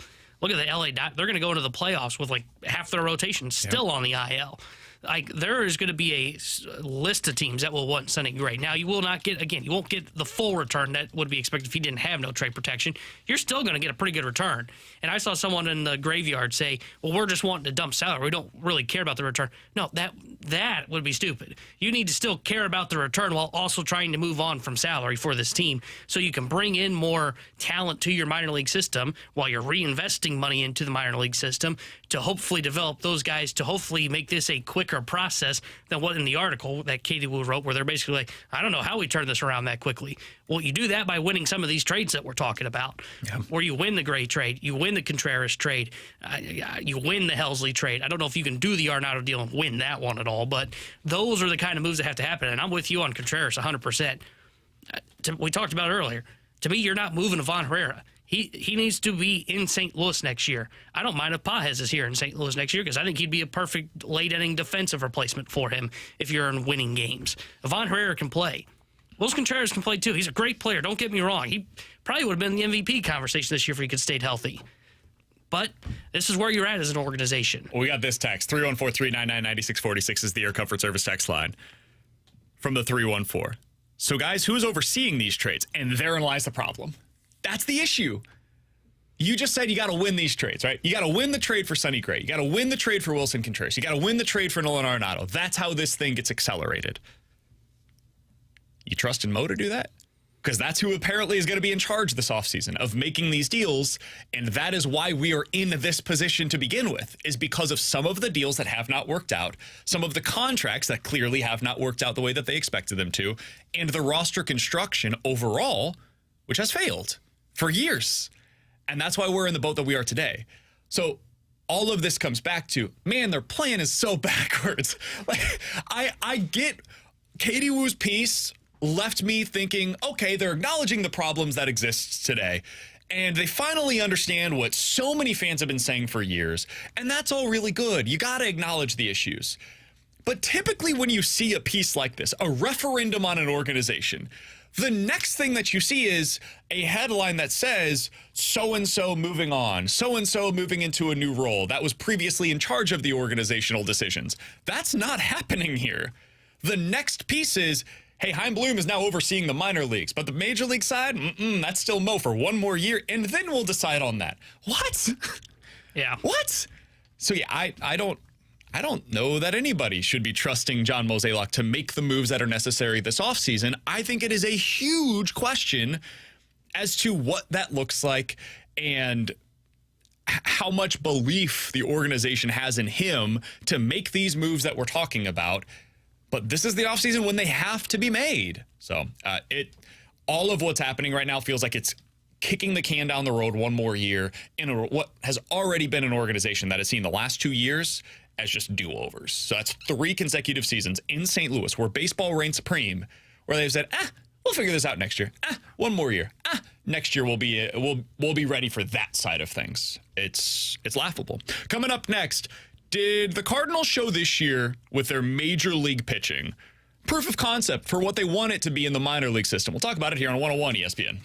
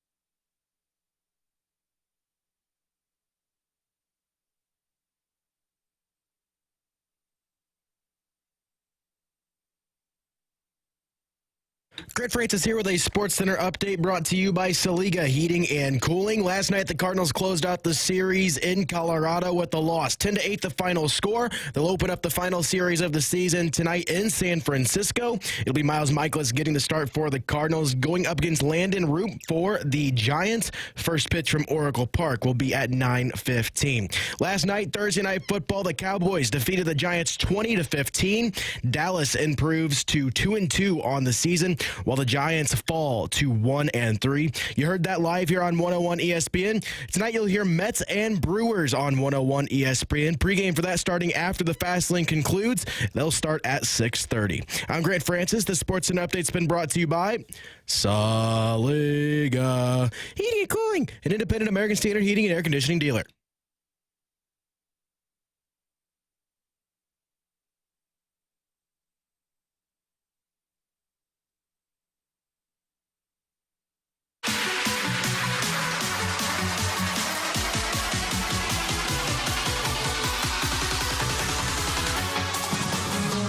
We've spent most of the day talking about Katie Woo's great piece over at The Athletic, breaking down the organizational failures of the St. Louis Cardinals and what the plan is moving forward. The Cardinals are expected to have some kind of a press conference early next week describing those plans in greater detail, but Katie had a good piece over at The Athletic. She's not the only one that had a piece out today on the Cardinals and where they're at right now organizationally, T-Bone. There was another good one from Jeff Jones in the Belleville News Democrat about their pitching development right now. And for all of the concerns that the Cardinals have on the hitting side of things, strangely, things have switched suddenly. It was the Cardinals are really bad at developing pitching, but their hitting side is pretty good. This was as recently as a few years ago. It has now switched where this season you saw the pitching take a bit of a step forward and the hitting just fell off of a cliff. I'm reading now from Jeff Jones. Quote, the Cardinals know they still lag behind their competition in terms of infrastructure, but the pitching department under Dusty Blake is making real strides in finally modernizing an important part of the apparatus. Blake has a weekly set of video meetings with the minor league coaches in which they go over progress of individual pitchers and review video and data. Some of that data is not collected in as controlled of an environment as desired or with the maximum number of parameters simply because the Cardinals have not fully built up their facilities in lower levels, which allows them to catch their competition. That's a problem. That was me editorializing there. Those additions will require more technology, staffing, vertical integration that should start from a day that a player signs. Alas. Some of the successes within the Cardinals organization on the pitching side of things this year include Michael McGreevy, who incorporated a cutter. And then Ollie Marmol went through some of the other successes with Jeff Jones, bringing up Ryan Fernandez, who got help with his delivery, Kyle Leahy, who got more vertical break on his slider, Matthew Liberatore, who also got help with his slider this year, and it's become his best pitch by far. John King took velocity off of his slider, and now it's become a better pitch for him. Andre Palante, who incorporated the sinker when he went back down to the minor leagues. It's a lot of players that they've been able to maximize because of what they're doing with Dusty Blake. Now, I know our audience hates Dusty Blake. 314-399-9646 is the Air Comfort Service text line if you would like to share your thoughts on this. But that's proof of concept. At the major league level, we've seen it. They maximized a lot of these relievers this season. In the rotation, you saw McGreevy, you saw Palante, two drafted and developed pitchers that have been a part of the big league rotation now. Quinn Matthews, according to Baseball America, was the best starting pitcher in the minor leagues of any system. That's a success story from the Cardinals minor league pitching development. T-Bone, is that proof of concept? Does it give you more belief that moving forward they're going to be able to do this again? Or, hey, that's credit to the Cardinals pitchers. That's not necessarily credit to the coaching staff. How do you feel about this? I think it shows some proof of concept. You mentioned how they kind of flipped from the development of hitters to and not having pitching to, hey, now look, the pitching's here and the hitting is taking that step back. Doesn't it feel a lot like the Jeff Albert era, where Jeff Albert was the guy that was kind of overseeing the minor league hitting? These guys come up and we're like, hey, look at that. Jeff Albert leaves, now the hitting stinks, and now we look at Dusty Blake. And hell, on the other comparison, the text line hates him just like they hated Jeff Albert. Like, I do think there is some proof of concept here. I mean, I do love the fact that they really adjusted, and I'm going to throw even more of a veteran name in here in Ryan Helsley, of modern pitching of, hey, forget the whole process of this fastball sets up the breaking ball crap. your slider's your best pitch. Throw that thing freaking more. And I love that. I love that he was able to help Matthew Liberatore become this piece that we can finally look at and go, aha, that's the role. Left-handed reliever, has some swing and miss. Kyle Leahy, a guy that I don't know if he'll ever be a great big league reliever. He's a great guy to have on that Memphis shuttle. Like Quinn Matthews taking the step, becoming the pitcher of the year. I think you're starting to see that process come forward a little bit to where you can start to dream more on Quinn Matthews of when he gets here, it won't be okay, he's broken, just like their hitters now are. That was the big thing there for a while was, okay, sure, we're getting excited about these pitchers that they have, and then they get up here to the big league level, and either they break or the Cardinals break them. I don't think you can say that about Dusty Blake. I think Dusty Blake has proven both in what he's done in his track record and from what we're seeing both at the major league and minor league level that he deserves the benefit of the doubt. I'm not willing to be completely sold yet, but I'm leaning very heavily in on what they are doing to where I do believe that Quinn Matthews is going to be a significant piece for this rotation for the next 7 years when he eventually gets here. Couple of texts here. 314-399-9646 is the Air Comfort Service text line from the 573. Full honesty with you guys. I'm kind of warming up to Dusty Blake. Oh. Didn't think we were going to get a text like that. Another one. Guys, the decline of the Cardinals organization is directly pointing at John Mozeliak. He rode the coattails of Jocketty and Jeff Lunau as that wore off. He has been a perpetual decline ever since in the last 3 to 4 years, and that shows in the pipeline of pitching. Another one. Guys, the fact that they don't have a pitching or a hitting lab is just mind-blowing to me. Either the front office is actively trying to lose or they are so arrogant that they know what's best and they don't want to progress their developmental ways. I think that is part of what is leading me to believe that you might actually have something with Dusty Blake. They're working. It's like being somebody that was successful with the Oakland A's for years, and we're going to get to them coming up here in just a little bit. But the Oakland A's organization was doing everything they could to cut the legs out from underneath all of the people that were involved with the organization. They played in a horrible stadium that has needed upgrades for 30 years. Yeah. They found a way to win despite being in that dump for years. The front office, there was a movie and a book written about how they were able to have success. Now they forgot about the whole pitching thing where like, hey, yeah, on base, that's what works. But also, hey, if you get like 3 potential Hall of Fame pitchers, that also helps at the front end of your rotation. Wasn't really mentioned in the movie, but that was also important. Those guys were able to have success despite the lack of investment from their organization. That's what Dusty Blake's doing right now. Dusty Blake is working with one hand tied behind his back, and he's making something out of these pitchers right now, and he's maximizing the return on their investment. That's all I can really ask for, man. If they got the same thing on the hitting that they have currently done on the pitching, we'd all feel really good about where they're at with their development and, more importantly, what they have at the major league level. They've lacked on that side of things. So it does give me a little bit of a proof of concept, and it gives me hope, if nothing else, maybe not faith, but hope that they can get something out of Quinn Matthews.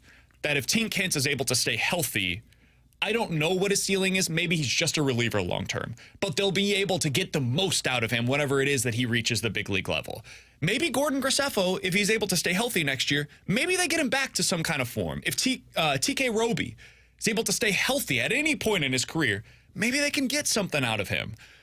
That's what this year did for me on the pitching side of things, and I wish we had that on the hitting side of things. That's what they're lacking in that side of the organization. And what's kind of frustrating with that, to that point over there with needing it on the hitting side, I mean, I hate to bring up the villain of St. Louis from 4 years ago. That's what Jeff Albert was doing. Correct. And it's what we were trying to say at the time of, look at these hitters that are having success in their minor leagues. Look, we get it. The hitters at the big league level aren't having success. In fact, Jeff Albert was probably not in the best role for him, and we said that at the time as well. His role was probably best suited as not the big league hitting coach, but the guy that oversaw the minor leagues. He is to hitting coaches what Chaim Bloom might be to president of baseball operations. Yes. But that's where it is frustrating is Albert was able to do that. He got kind of ran out of town, and now you haven't been able to replace that. And it's not like Turner Ward's dealing with better circumstances either. I mean, you just mentioned they still don't have the hitting labs for their hitters. Well, they didn't have that during Jeff Albert's time here.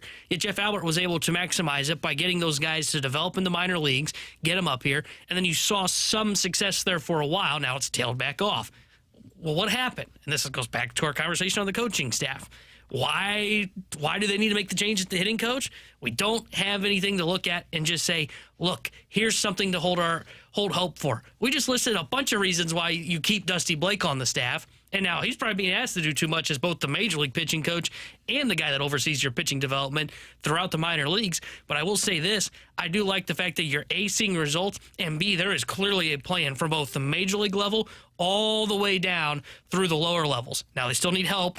They need more help, and they need better technology to help them along the way. But yes, it is a proof of concept that it is working. Coming up in about 10 minutes, we're going to hear from you guys. 314-399-9646 is the Air Comfort Service text line, and the mic drop feature is on the 101 ESPN app.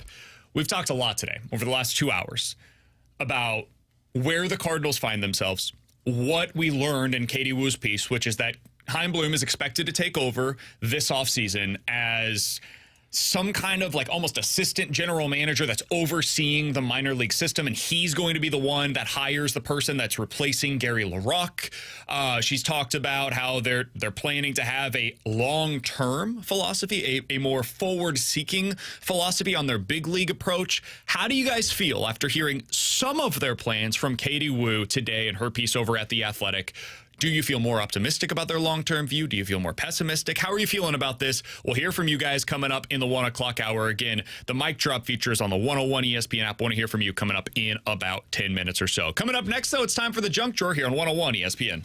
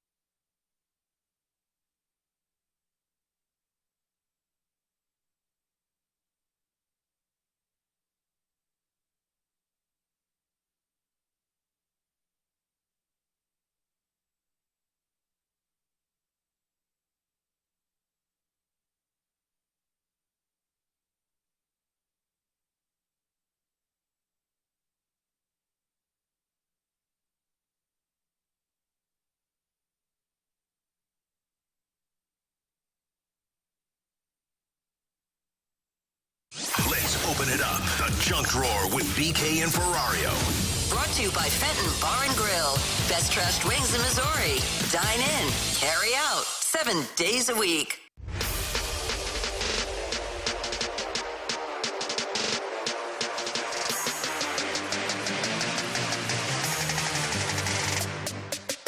All right, T-Bone, I was planning on spending about 10 minutes today talking about the Oakland Athletics, and we would just do it as a segment. But then Katie Wu released her article, and I was like, okay, we'll throw that out the window. We're going to spend the entire show today talking about the Cardinals and where things stand for them right now. Just like John Fisher forgetting about Oakland. So yesterday was the final home game in Oakland, and that dump that they call the Coliseum. It's a horrible place to play baseball, but they've played there forever, and they found a way to have a successful baseball team despite the stadium that they called home. It was as sad as I've been watching a baseball game in a long time, dude. And there were a lot of videos that came out, and if you haven't seen any of them yet, I highly recommend checking some of them out, because A's fans here in St. Louis, I think you can feel their pain, you can relate to their pain, and you can understand their pain in a way that very few markets across America can. There was one video in particular that I think will resonate with a lot of you as former Rams fans, or in T-Bone's case, as Rams fans. Oh, wow. After they left our city here in St. Louis. This comes from CBS Sports in Oakland. It's about a minute and a half, and I think every second of it is worth your time. My dad didn't know what to do with me, so he brought me here. And we used to walk across that BART bridge to games, and it was like magic. And I watched Dwayne Murphy and Ricky Henderson out there running the outfield, stealing bases, hat flying off. It was beautiful, and that's what made me fall in love with baseball. And then I had a little brother who was 13 years younger than me, and I didn't know what to do with him. So what did I do? I brought him here. I brought him to baseball games. I brought him to opening day. His birthday's in April, and we would come to opening day every year. And when I went away to college, I would send him tickets to opening day every year, and he would call me for the national anthem, and he would call me for the 7th inning stretch, and he would call me for Jason Giambi's first at bat as a Yankee so I could hear the boos. And then when I had kids, I knew what to do with them. And so what did I do? I brought them here.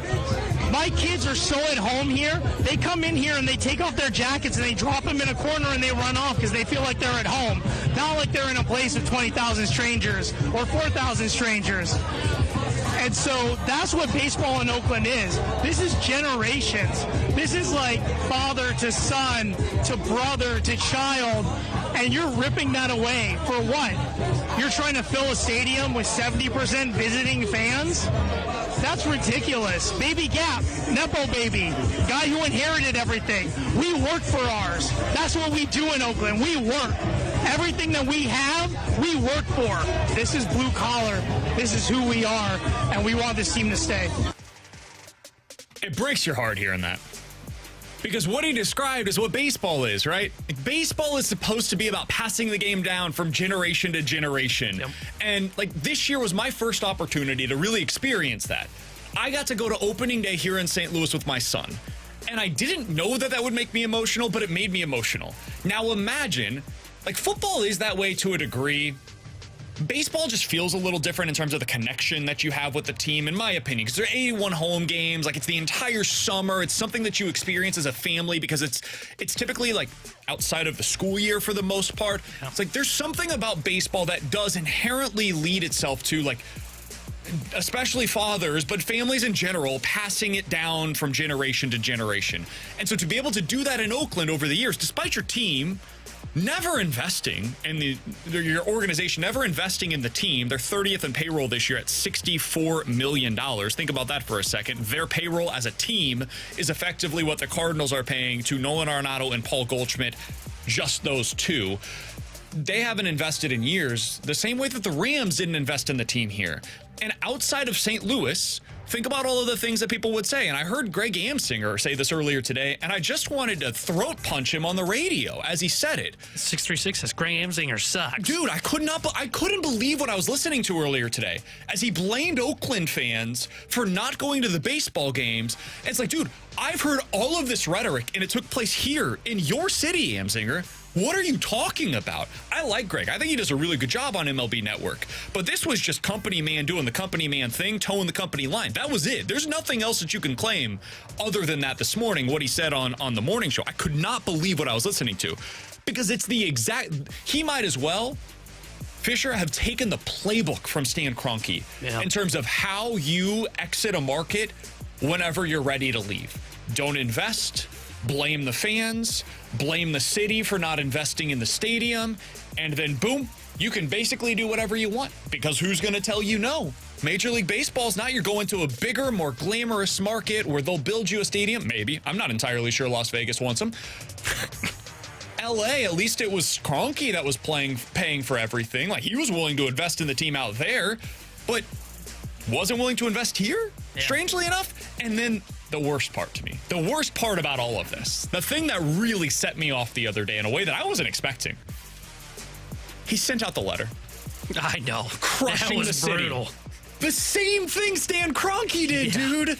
Like to a T, every beat of them leaving the city was just, here's Stan Kroenke's idea of how you leave the city, and they followed the plan to a T. I could not believe it. And yesterday it made me sad watching that as the Oakland A's fans showed out, supported their team, and then you could see the emotions that were outpouring as the final out was officially there. Yeah, yesterday was tough to watch. And look, I'm glad they got a win at the end of that game as well, but in the fans that... The one that really hit me, not only the stories leading up to it, like the one we just played, but also just seeing the kind of the tears rolling off at the end. You know, when you're a fan that's there and while you're sitting there, you come to realize it's the last time you're going to be watching baseball in Oakland. And that's just brutal. I can't imagine that. And I love some of the stuff that we saw coming out of the people that came out that cover baseball, ripping on the Oakland Athletics once again. Jeff Passan going after them, criticizing other owners, including Bill DeWitt III, for not stepping up and trying to support the city of Oakland, because this could have been done in Oakland. Bill DeWitt Jr. still voted still voted on the idea that they can move to Sacramento, where they're playing in a minor league ballpark. And a shout out to the guy that I saw that was running, I can't remember if I think he was security, shoveling dirt. I don't know if you saw the video that was going around 2 days ago, I think it was, shoveling up dirt and giving it to people, putting it in water bottles. Cool. So they had a memory of the Oakland Coliseum. That guy, shout out to him, because that's an awesome thing to do. Yeah. It made me more emotional watching that yesterday than I was prepared for. Grant, you're from St. Louis. You're a native of the city. You experienced all of the Rams relocation stuff. And so you understand what that was like watching from day one to when they ultimately left. What has your experience been like? I know you're not a big baseball guy, but you're watching this play out in real time as well with Oakland, and you're seeing all of the things that their owner is doing that felt very similar to what it was like here in St. Louis as you were watching Kroenke rip your team away from you. What's that been like to experience as a native St. Louisan? Yeah, it's just like a lot of empathy for those fans. I hate it for them. And like the thing that I think of too is like, it's not only are they losing the A's right now in this moment, but a few years ago, they just lost the Raiders too. Yeah. So like, and technically Golden State is still in the Bay Area, but they no longer play in Oakland. Right. So they went across they're in San Francisco now. As bad as it was for St. Louis losing the Rams, like imagine we lost the Rams and this year we lose the Blues, or this year we lost the Cardinals. Like, dude, I can't imagine what people from Oakland, like lifelong fans that have been fans of the Raiders and the A's forever, how awful they feel, and just how bitter they are towards not only one of their teams, but now two of their teams. Because everything we feel in St. Louis, most of us, towards the Rams is unbelievable. T-Bone said something I thought I would never hear him say, by the way. Before this segment, he said, I kind of felt bad for being a Rams fan whenever I was watching that. Kind of dirty. And I think there are a lot of Rams fans that would agree with that. I think a lot of, St. Louis football fans that previously rooted for the Rams that would feel what you just talked about there. Maybe you are a little dirty for that. I think I'll still be able to sleep tonight. I would add this. We've got some texts, not many, but some texts that are basically saying, yeah, but Oakland screwed this up. This is on them. The Raiders, to your point, left. You saw the Warriors go to the other side of the Bay Area. Every team that was a professional team in Oakland has decided, I'm going to go ahead and leave. I think there is there is a way that they could have done this, that they could have captured that fan base the way that the Padres did in San Diego. Because every team from San Diego has left them as well. The Clippers once played there, went to L.A. The Chargers once played there, went to L.A. The last team standing is the San Diego Padres. And what did they do? Peter Seidler decided, I'm going to invest like crazy into this team. This is going to be the place that you have to go. They got a new ballpark, which is beautiful, right in that downtown area. They invested in the club. They wanted to make it into something that is like almost a club-like atmosphere to really appeal to the fans in that city. And now it's the biggest thing in town, dude. They have 3.3 million fans go through the stands this year. That is amazing. In that market, to get that many people to come to baseball during the summer when you have a million other things you can do in San Diego. That could have been Oakland. It should have been Oakland, man. But instead of going in that direction, they did the opposite. They stripped things down to the studs and said, we don't care about the product on the field. We hope you don't come because that'll make it easier for us to leave. It'll make it easier for us to justify to Major League Baseball and to sell it to the nation at large. We have to leave because what other choice do we have? Look, nobody supports us. And for Greg Amsinger, of all people, to fall for that earlier today, could not believe it. Shame on him. I like Greg Amsinger. I think he does a lot of good work. I mean, he did also call out Cardinals fans for not going to Cardinals games. Yeah, I'm not shocked by Greg's response. Fan shaming in today's day and age, I just can't imagine doing. Spend your money however you want to. And if your team is kicking you while you're down and then decides before the season they're leaving and doesn't have a plan of where they're going, yeah, I kind of get it if you decide not to go to the baseball games. With Tanner Hendrickson and Grant Francis, I'm Brandon Kiley. Coming up next, I want to hear from you guys. 314-399-9646 is the Air Comfort Service text line. The mic drop feature is on the 101 ESPN app. We've talked a lot today about Katie Woo's article. We also brought up Jeff Jones's article. There's a good one over on the Post-Dispatch from Derek Gould. All of them saying some semblance of the same thing. The Cardinals are moving in a new direction, but it will likely take place with John Mozeliak still in charge, and next year is going to be focused on fixing the development within their organization.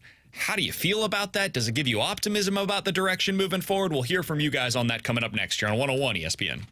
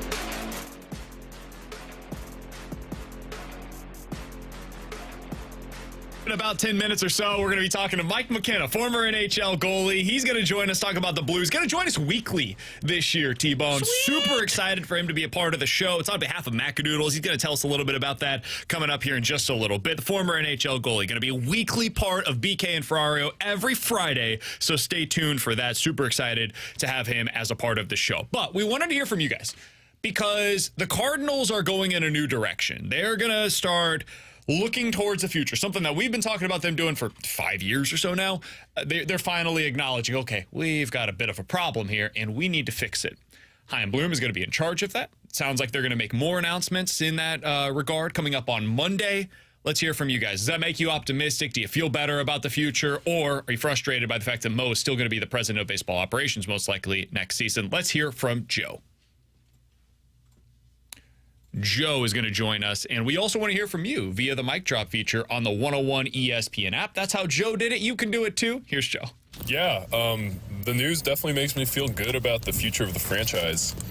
I don't think it'll make the Cardinals a very good team in 2025, but the idea of Bloom developing the farm system next year, and then assuming he takes over as the president of baseball operations in 26, I trust him more than John Mozeliak at this point. So I don't think it'll lead to a good team next year, but I think it'll lead to a good team in 2026 and beyond. I think that's reasonable. My big question there, and I hope that this is something that they clear up on Monday, is there a transition plan in place where Bloom is going to take over as the president of baseball operations? There's been some speculation out there, especially from people in Boston, that, hey, maybe he doesn't really want to do that job. He would prefer to be in charge of a farm system. So I hope that's something they clear up on Monday, because if the task is essentially, hey, Chaim Bloom, this offseason, fix our minor league system, and next year you're going to take over as the president of baseball operations, that makes sense to me. I can get behind that. And then he'll probably have some input this offseason, you'd think, on what kind of trades they make, who they're building around, all of that different stuff, similar to what the Blues are doing with Steen and Army. But with, I mean, he doesn't necessarily need the hand-holding of learning the job. His would just be his focus this year is on one thing, and then next year he takes over the entirety of the organization. That would make sense to me. If they announce that he's just going to be in charge of the farm system, and then next year they will make a separate hire for the president of baseball operations, that would have me really concerned. So the answer to that question, I think, determines how I view all of this. Yeah, I'm glad that he's feeling better about it, though. You know, I personally do not feel better because of what you just said. I don't know what the plan is at the most important position in the organization, president of baseball operations for 2026, because it's not like you're just going to make decisions for 2025. The draft that they do next year will be for 2025 and beyond. Anybody that you trade this offseason that we talked about, if you're trading something great, anybody in that return, you need to win those trades, and the guy that makes that trade shouldn't be the guy that's leaving in a year. It needs to be the guy that's going to be running the organization, while the guys that are acquired going through the pipeline, those are the guys that he wanted in that trade. That's why I love how the Blues set up the transition plan. And the reason that I'm still skeptical is we still don't know it. Now, if it does end up being they announce next week, Chaim Bloom will slide into that role, and he's just kind of overseeing the minor leagues in that final year, okay, I can get on board with that. But if it is that, we're going to make a separate hire for Pobo, that should have been decided already this year. While you were out of contention, once you got past the trade deadline, they needed to figure out the plan so he can build a team moving forward. Let's hear from Tim via the mic drop feature. Oh, no. Say it ain't Mo. Oh, my gosh. Here we go again. So we bring Michael Gershon to be the GM, and Mo is still running everything. Now we're going to find some position for Bloom, and Mo's still going to run everything. No hope till Mo is gone. Somebody has to rebuild this. You can't trust the guy who's wrecked everything to rebuild it. No. Come on now. Please. Run up the flag. We need somebody. Totally fair. Yeah. Completely fair. When they promoted Mo to be president of baseball operations and Gersh at the time to be the general manager, I remember one of the things that Mo said is, I'm going to be taking on new responsibilities. I'm going to have a lot of the day-to-day stuff. It's going to go to Gersh now, and it will free me up to do specific projects that I've wanted to work on. Like a pitching lab. I remember a couple of years later, I specifically asked Mo, hey, when you took on this new role, you said you were going to have opportunities to do specific projects. Can you tell us a little bit about some of those projects and what you've been able to do? And he said, well, the new role hasn't really taken on exactly the form that we had planned on at the time. I have been more involved in the day-to-day. And then ultimately it became, Mo's still doing the same job that he previously was. And it was just a title change more than anything else for both of them. That is a totally reasonable concern. A more than fair concern. The other thing is they're saying that they're going to slash payroll at the major league level and reinvest it in the minor league level. Super easy to say. Curious to see if that holds up because there's no scrutiny on the minor league spending. We don't know what they're spending. We don't know what it is now, and we will not know what it is in the future. That's all behind closed doors. There are no open books for Major League Baseball in that regard. We know what their payroll is because it's publicly available. We don't know what they're spending on coaches. We don't know what they're spending on technology. We don't know any of that. So it's easy to say, hey, we're slashing payroll by $30 million. Well, is all of that getting spent in the minor leagues? Or is it just like $5 million, which goes a lot longer in development than it does in players at the major league level? That's something that I think is to be determined. Want to hear more from you guys? We'll get into that coming up in about 15 minutes or so. The mic drop features on the 101 ESPN app. How are you feeling today about the direction of the St. Louis Cardinals compared to how you felt at this point yesterday prior to Katie Wu's story? We'll get into those coming up at 1:30. Mike McKenna, former NHL goalie, joins us next for the first of his weekly segments here on BK and Ferrario.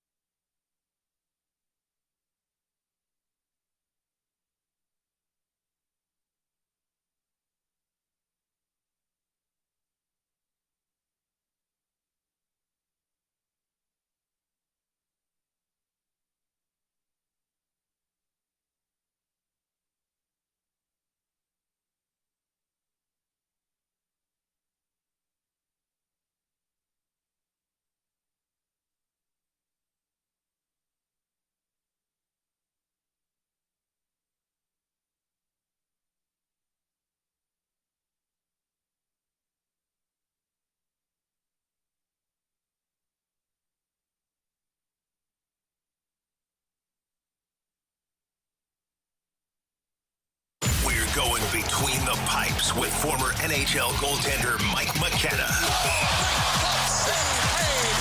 Mike McKenna. How do you like me now? Between the Pipes is refreshed by Macadoodles. Fine wine, beer, and spirits coming soon to Darden Prairie.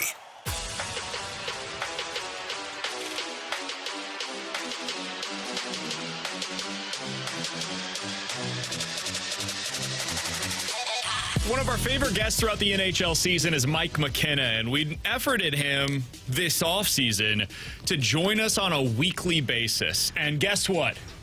Ladies and gentlemen, we got him. Mike McKenna joining us each and every week here on BK and Ferrario on behalf of Macadoodles. We're going to ask him a little bit about that coming up later in this segment. He, of course, is the former NHL goalie, the St. Louis native, and he joins us now via the 101 ESPN hotline on BK and Ferrario. If you want to check out our chats, you can do so over on YouTube as well. The video stream is available for you at youtube.com/101 ESPN STL.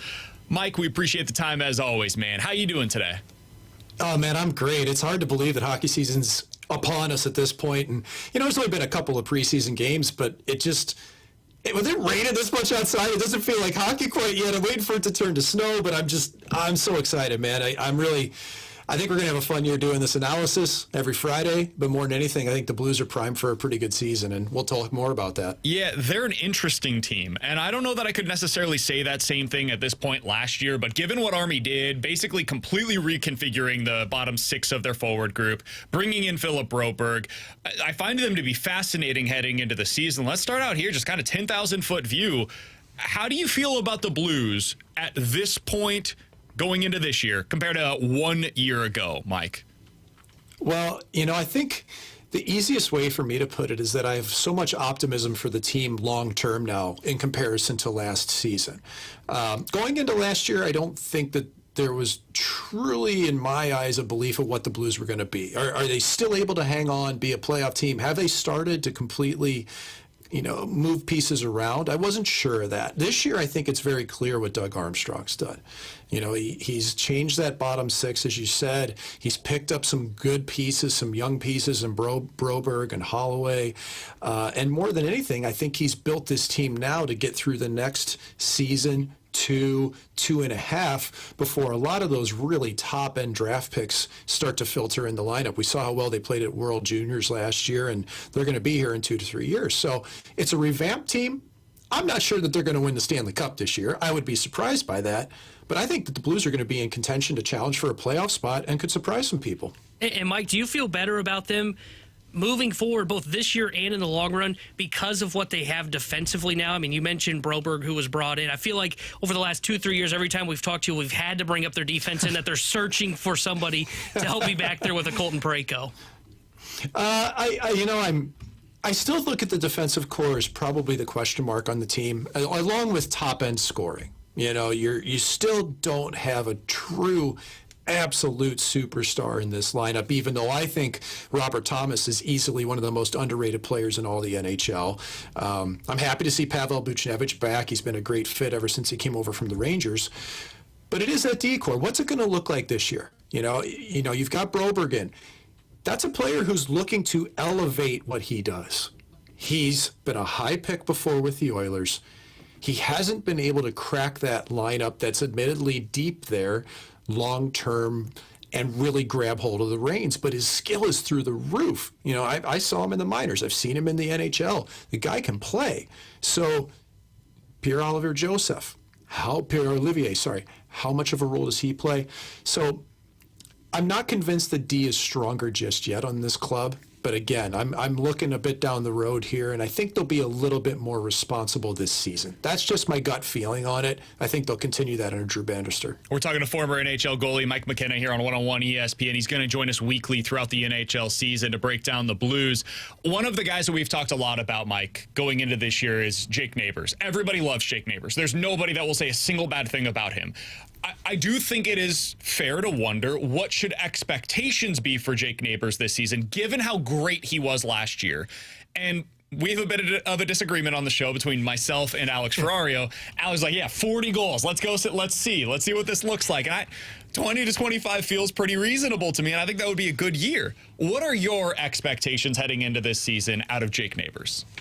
Okay, BK, I'm going to say it. I love the guy. I know you already said that, but I tell you what, from the interactions I had last season with him in the locker room, a couple of games I did on color for the Blues, like just being around him, he's a really mature yet fun guy. Like he's literally a guy in the locker room that people gravitate towards, and you see it on the ice. So he's got all those intangibles. To me, he's a future captain type player. Agreed. I see some Brett Sutter in this kid, right? To throw it back a little bit further. But as far as projecting a ceiling here, 27 goals last year for Neighbors. Can he eclipse that? I think it's possible.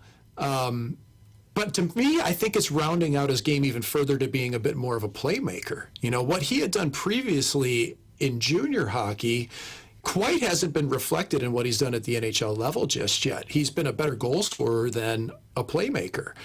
I think for me, if Jake Neighbors hits the ceiling at 30 goals a year, but takes his assists from the 10-15 range up into now we're talking 30-35 range, that's the growth I want to see. Now, he scores a lot in front of the net. He goes to dirty areas, all those intangibles. But I just think there's a little bit more growth to his game in that way, that the total of points is where we're going to see it more so than just goals. If Jake Neighbors puts in 25 to 35 goals every year and can up his point production across the board, I think the Blues will be thrilled with that. And Mike, who do you think he has to play with to get to that? Does he have to be on Robert Thomas's line, in your opinion, to get there? I don't know. And I think part of it's because what's that top six really going to look like this year? I mean, to me, Thomas and Kyrou, those guys need to play together. That's the only way you get the best out of Jordan Kyrou that we've seen thus far, at least, is for him to play with Robert Thomas. So can Neighbors bump up and play with Robert?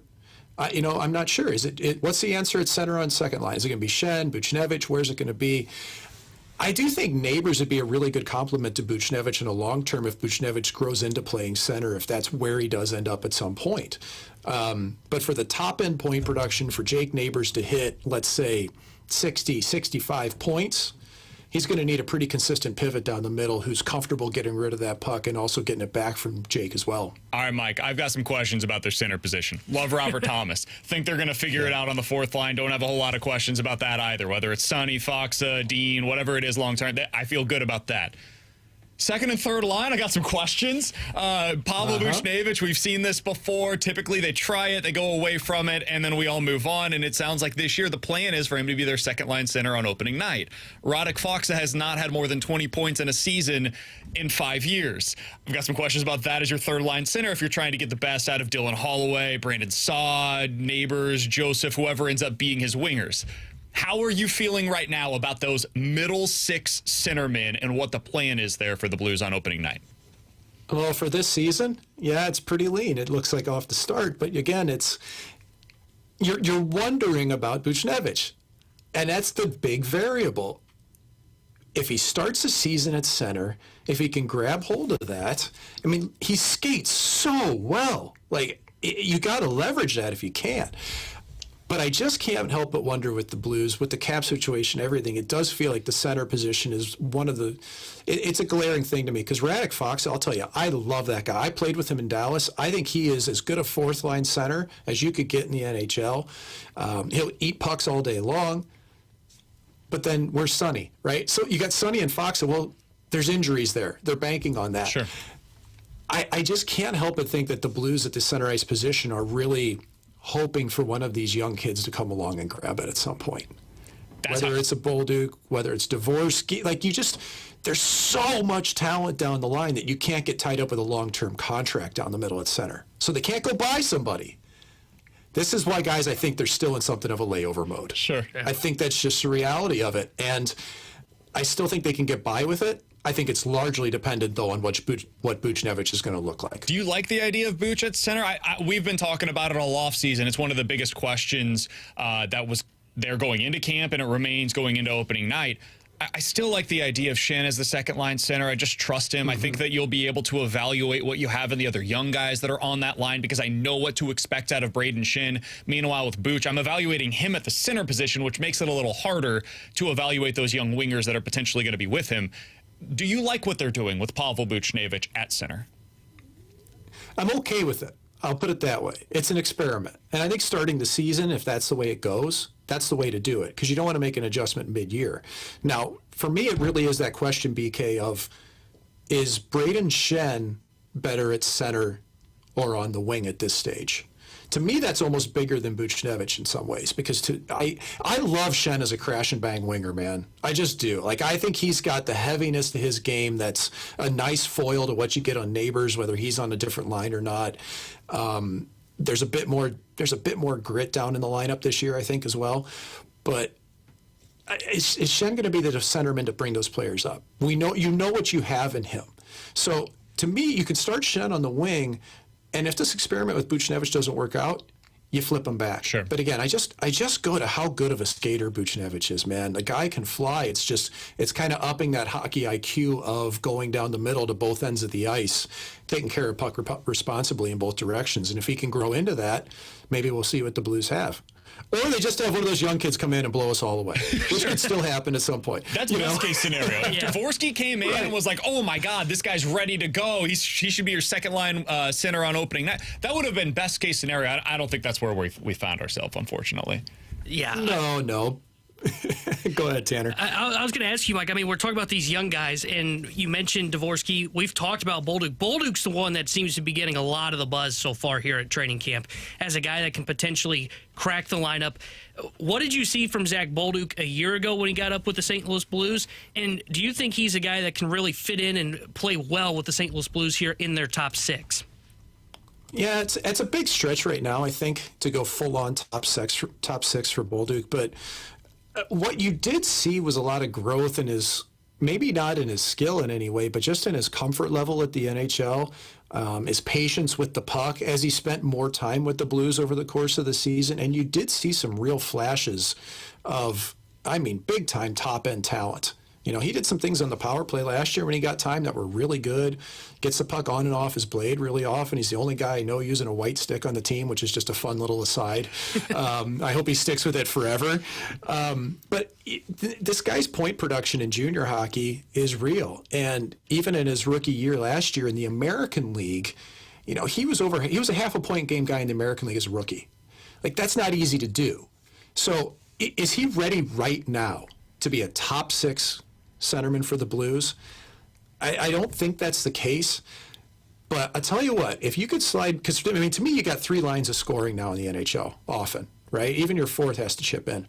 I mean, what if Bolduc can't come in? What if he can come in, slide into a third line role, get some comfort going, he's putting points, he's starting to feel really comfortable there. What does that maybe look like if you choose to move Buchnevich back to the wing and Bolduc bumps up? You know, maybe it's there by the middle of the season. So I think with Bolduc, you're looking for growth. You're hoping it happens. To me, at the NHL level, he's knocking right on that door. But it's going to have to be top 9 for sure. Mike McKenna is a former NHL goalie. You can hear him weekly with us here on BK and Ferrario, and he's doing it on behalf of Macadoodles. And Mike, I got to tell you, I did a super senior year in Columbia. And in that year, they opened up a Macadoodles in Columbia. I was of age at that point, and it became one of my go-tos. It was right across the street from me. I lived on Providence. For those that are fans of Mizzou, have been out there a number of times. I was right off of Providence and some apartments over there. About a block away, I could go down to Macadoodles. They had everything that I could possibly ask for. Now, you're involved with them here in St. Louis. Tell us a little bit about what you're doing with Macadoodles, my friend. Yeah, it's really cool, man. So the company started out in Southwest Missouri, and we'll be the 15th installation of a Macadoodles. We are a franchisee. We're at Bryan and Feisey Road in Dardenne Prairie out in St. Charles County. And you mentioned Mizzou. There's strong ties there, man.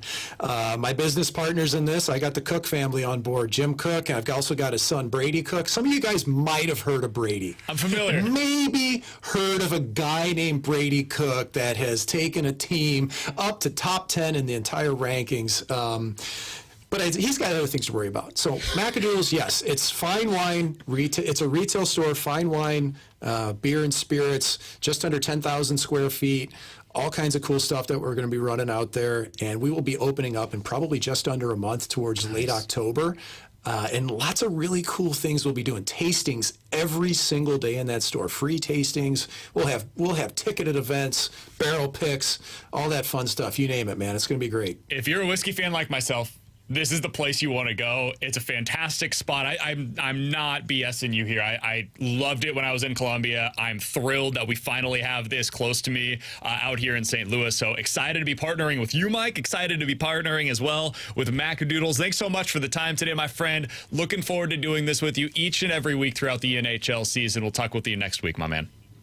I love it. Thanks, BK. Tanner, you guys take care of yourselves. Talk next week. Absolutely. That's Mike McKenna, former NHL goalie. He's going to be joining us each and every week throughout the NHL season. Appreciate his time as always. And again, he's joining us on behalf of Macadoodles, one of the best liquor, beer, fine wine stores in the country. Thrilled that they're going to be a part of our show, partnering with us here, partnering with Mike McKenna. Coming up next, want to get back to the mic drop feature on the 101 ESPN app because we talked a lot today, T-Bone, about the Cardinals' issues, where they're at right now organizationally, and what this offseason is going to present to them in terms of the opportunities that are there in the minor league development side of things. We've heard from some of you, want to hear from more. Mic drop feature coming up next year on 101 ESPN.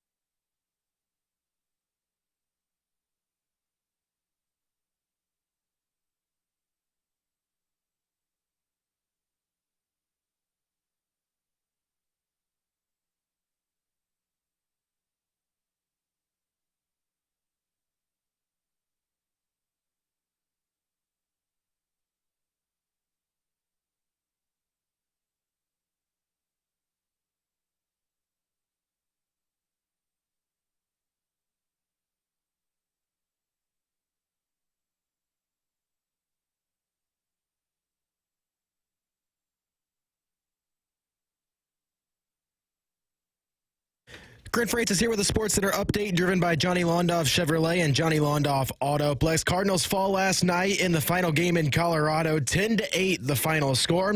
They'll open up their final series of the season tonight in San Francisco. It'll be Miles Michaelis getting the first of that series against the Giants, going up against Landon Root for San Francisco, and first pitch will be at 9:15. Last night, Thursday Night Football, Dallas defeated the Giants 20-15 as they improved to 2-2 on the season. Giants fall to 1-3. You heard that last night on 101 ESPN. Tonight, you'll hear some MLB action. New York Mets versus the Milwaukee Brewers. Pregame will come at you for that one at 6:30. I'm Grant Francis. This SportsCenter update's been driven by Johnny Londoff Chevrolet and Johnny Londoff Autoplex. See them at londoff.com. Chevy, together we drive. Are you kidding me?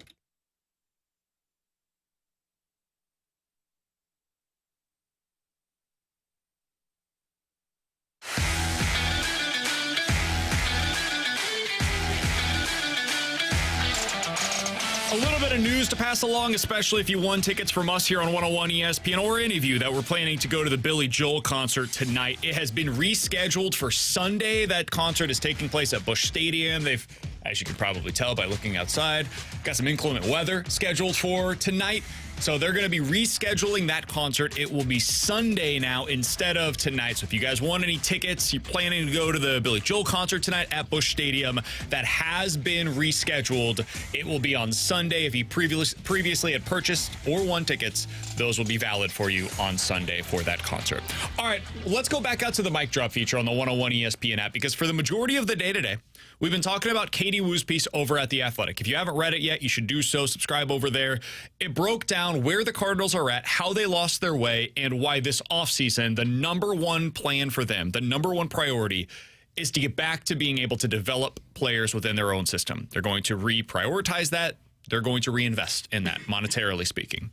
So let's hear from you. Are you more confident in their long-term outlook because of what you read from Katie, because of the trajectory of the team now? Let's hear from Caden via the mic drop feature. The fact that it is Chaim Bloom who is being tasked with revamping the player development department, I think is very important, because he was able to give an outsider's perspective, especially after the success he had with the Tampa Bay Rays and the Boston Red Sox.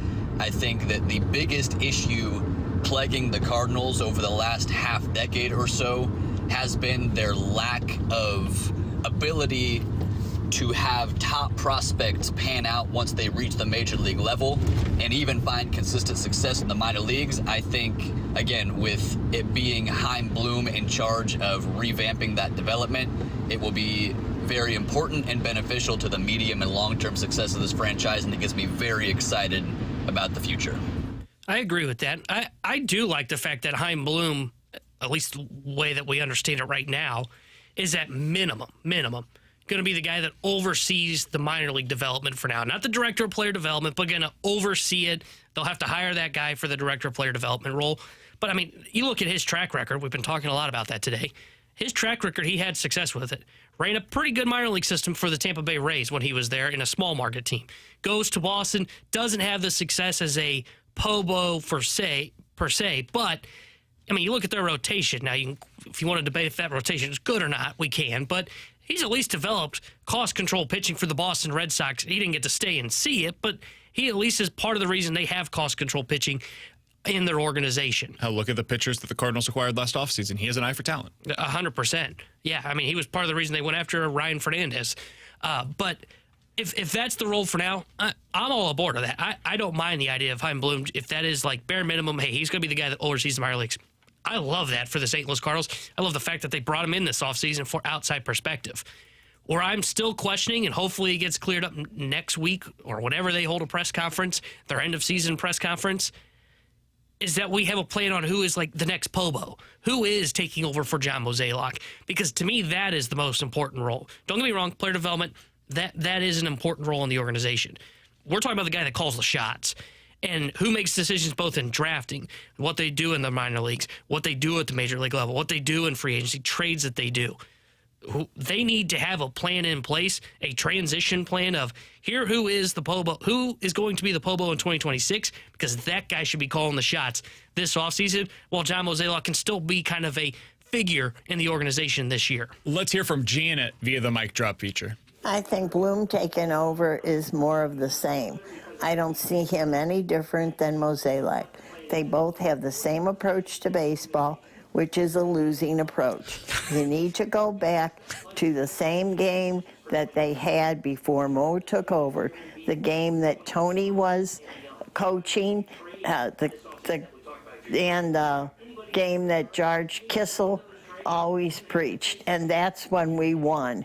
Ever since Mo took over, the team has gone down, down, down, because I think he took over to manage the bottom line, not necessarily to build a winner. Now, the last part might be true. I do think that Mo cares about winning. I think that's been overstated a bit, but to the degree the Cardinals fans want, maybe not. I do think he wants to win, genuinely. I think that if you look around Major League Baseball right now, when you look at the organizations that are winning, I would love somebody to present to me the organization that is doing a lot of winning right now that is operating the way that the Cardinals did under Walt Jocketty.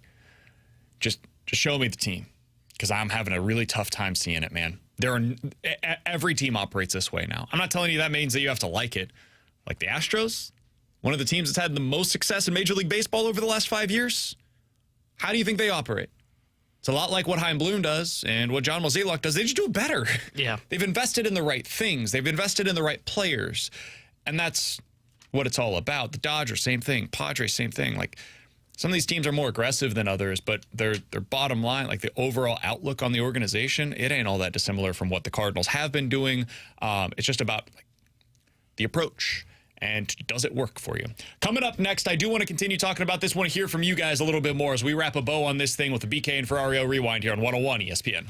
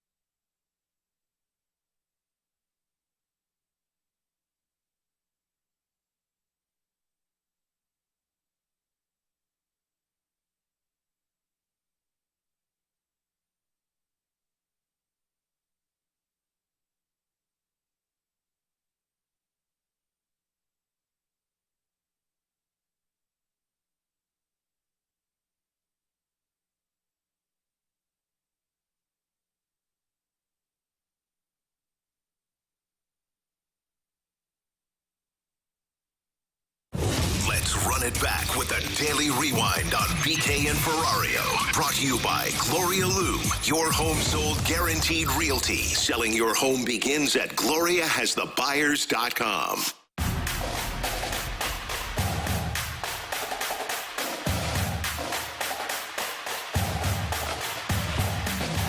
If you missed anything from today's show, be sure to check it out on the podcast page. 101ESPN.com and the free 101 ESPN app is where you go to find it. It is all presented by Dobbs Tire and Auto Centers. You guys can always check us out on YouTube as well. YouTube.com/101ESPN STL. The studio cams are powered by the Air Alliance team. Most of our show today has been centered on the Katie Wu piece over in The Athletic, which described what is a crumbling infrastructure in the Cardinals minor league system, something that they now view as the number one priority going into the offseason. They have to get better at developing their players to become winning players at the major league level. They've not done a good job of that in recent seasons, and they now acknowledge, okay, that's something that we've got to get better at. The expectation, according to Katie Wu, is that Chaim Bloom will be put in charge of the player development system, and he will be hiring somebody that ends up taking over Gary LaRocque's old job within the system to see the kind of the logistics of the farm system. How does that make you guys feel? We've been hearing from you in the 1 o'clock hour. Let's hear more via the Mic Drop feature. Here's Randy on if he is more optimistic today than he was at this point yesterday. It doesn't really give me any encouragement. I feel like this is an ownership issue, a very complacent ownership group that looks at some of the success they had and didn't consider all the factors to what led to that success. And they're just behind the times. I think that whoever else they bring in will follow suit with what Mo has been doing. Maybe they'll make better decisions. I think that is on Mo. But as far as making some drastic changes, they're just not going to do that. I think that's probably true. My biggest fear, T-Bone, and we'll put a bow on this thing here, is that we're going to look back at this offseason and be like, all right, they slashed payroll. They're mostly bringing back the same team. Didn't really do anything dramatic in terms of the major league roster. And then you look at the minor league system, you're like, okay, they added a couple of coaches. And I don't know how they're going to be able to prove to the fans, to the media, look at all of this infrastructure that we're building down in the minor leagues. Like, if you slash payroll $30 million, are you actually investing $30 million into your minor league system? Like, is that actually going to happen? Or are you investing $5 million into the minor league system?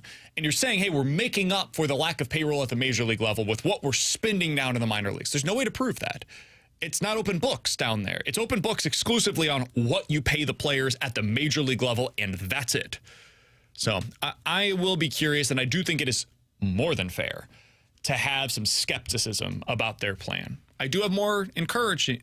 I'm more encouraged today because we now know what Chaim Bloom's role is going to be. I'm interested in learning more on Monday, the specifics of that plan. So that's where I stand today. Skeptical, but encouraged. I think I'm leaving today skeptical and still worried because though, yes, we have a clear picture of what Chaim Bloom's role is, we still have no clear picture as to who the next president of baseball operations is going to be in 2026. And to me, that is the bigger concern, not the player development side or who's running that.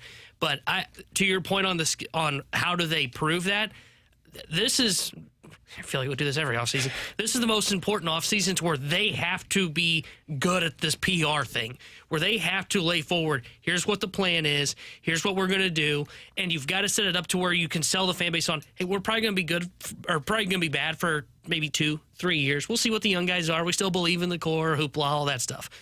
There's a chance we're bad for 3 years. The only way you're going to prove that this reinvestment into the minor leagues works if they start churning out talent in about 3 to 5 years. Yeah. And that kind of sounds like a rebuild. It just depends on what you're getting from the major league talent as well. They've got to figure out the issues at the big league club as well. but I don't know if I leave today feeling better about where they're at. For Tanner Hendrickson and Grant Francis, I'm Brandon Kiley. Again, podcast page, 101ESPN.com. The free 101 ESPN app is where you can go to find it. Cardinals finish out their season this weekend in San Francisco. T-Bone's Illini have a huge game tomorrow at Penn State. Grant's Alabama team has a big game at home against Georgia tomorrow night as well. Our Missouri Tigers are off this week. We'll give them a spirit victory for that one. We will talk to you guys on Monday at 11 a.m. Hopefully we'll be hearing from the Cardinals at that point as well. Fastlane coming up next. Katie Woo will join them at 5:30 here on BK and on 101 ESPN.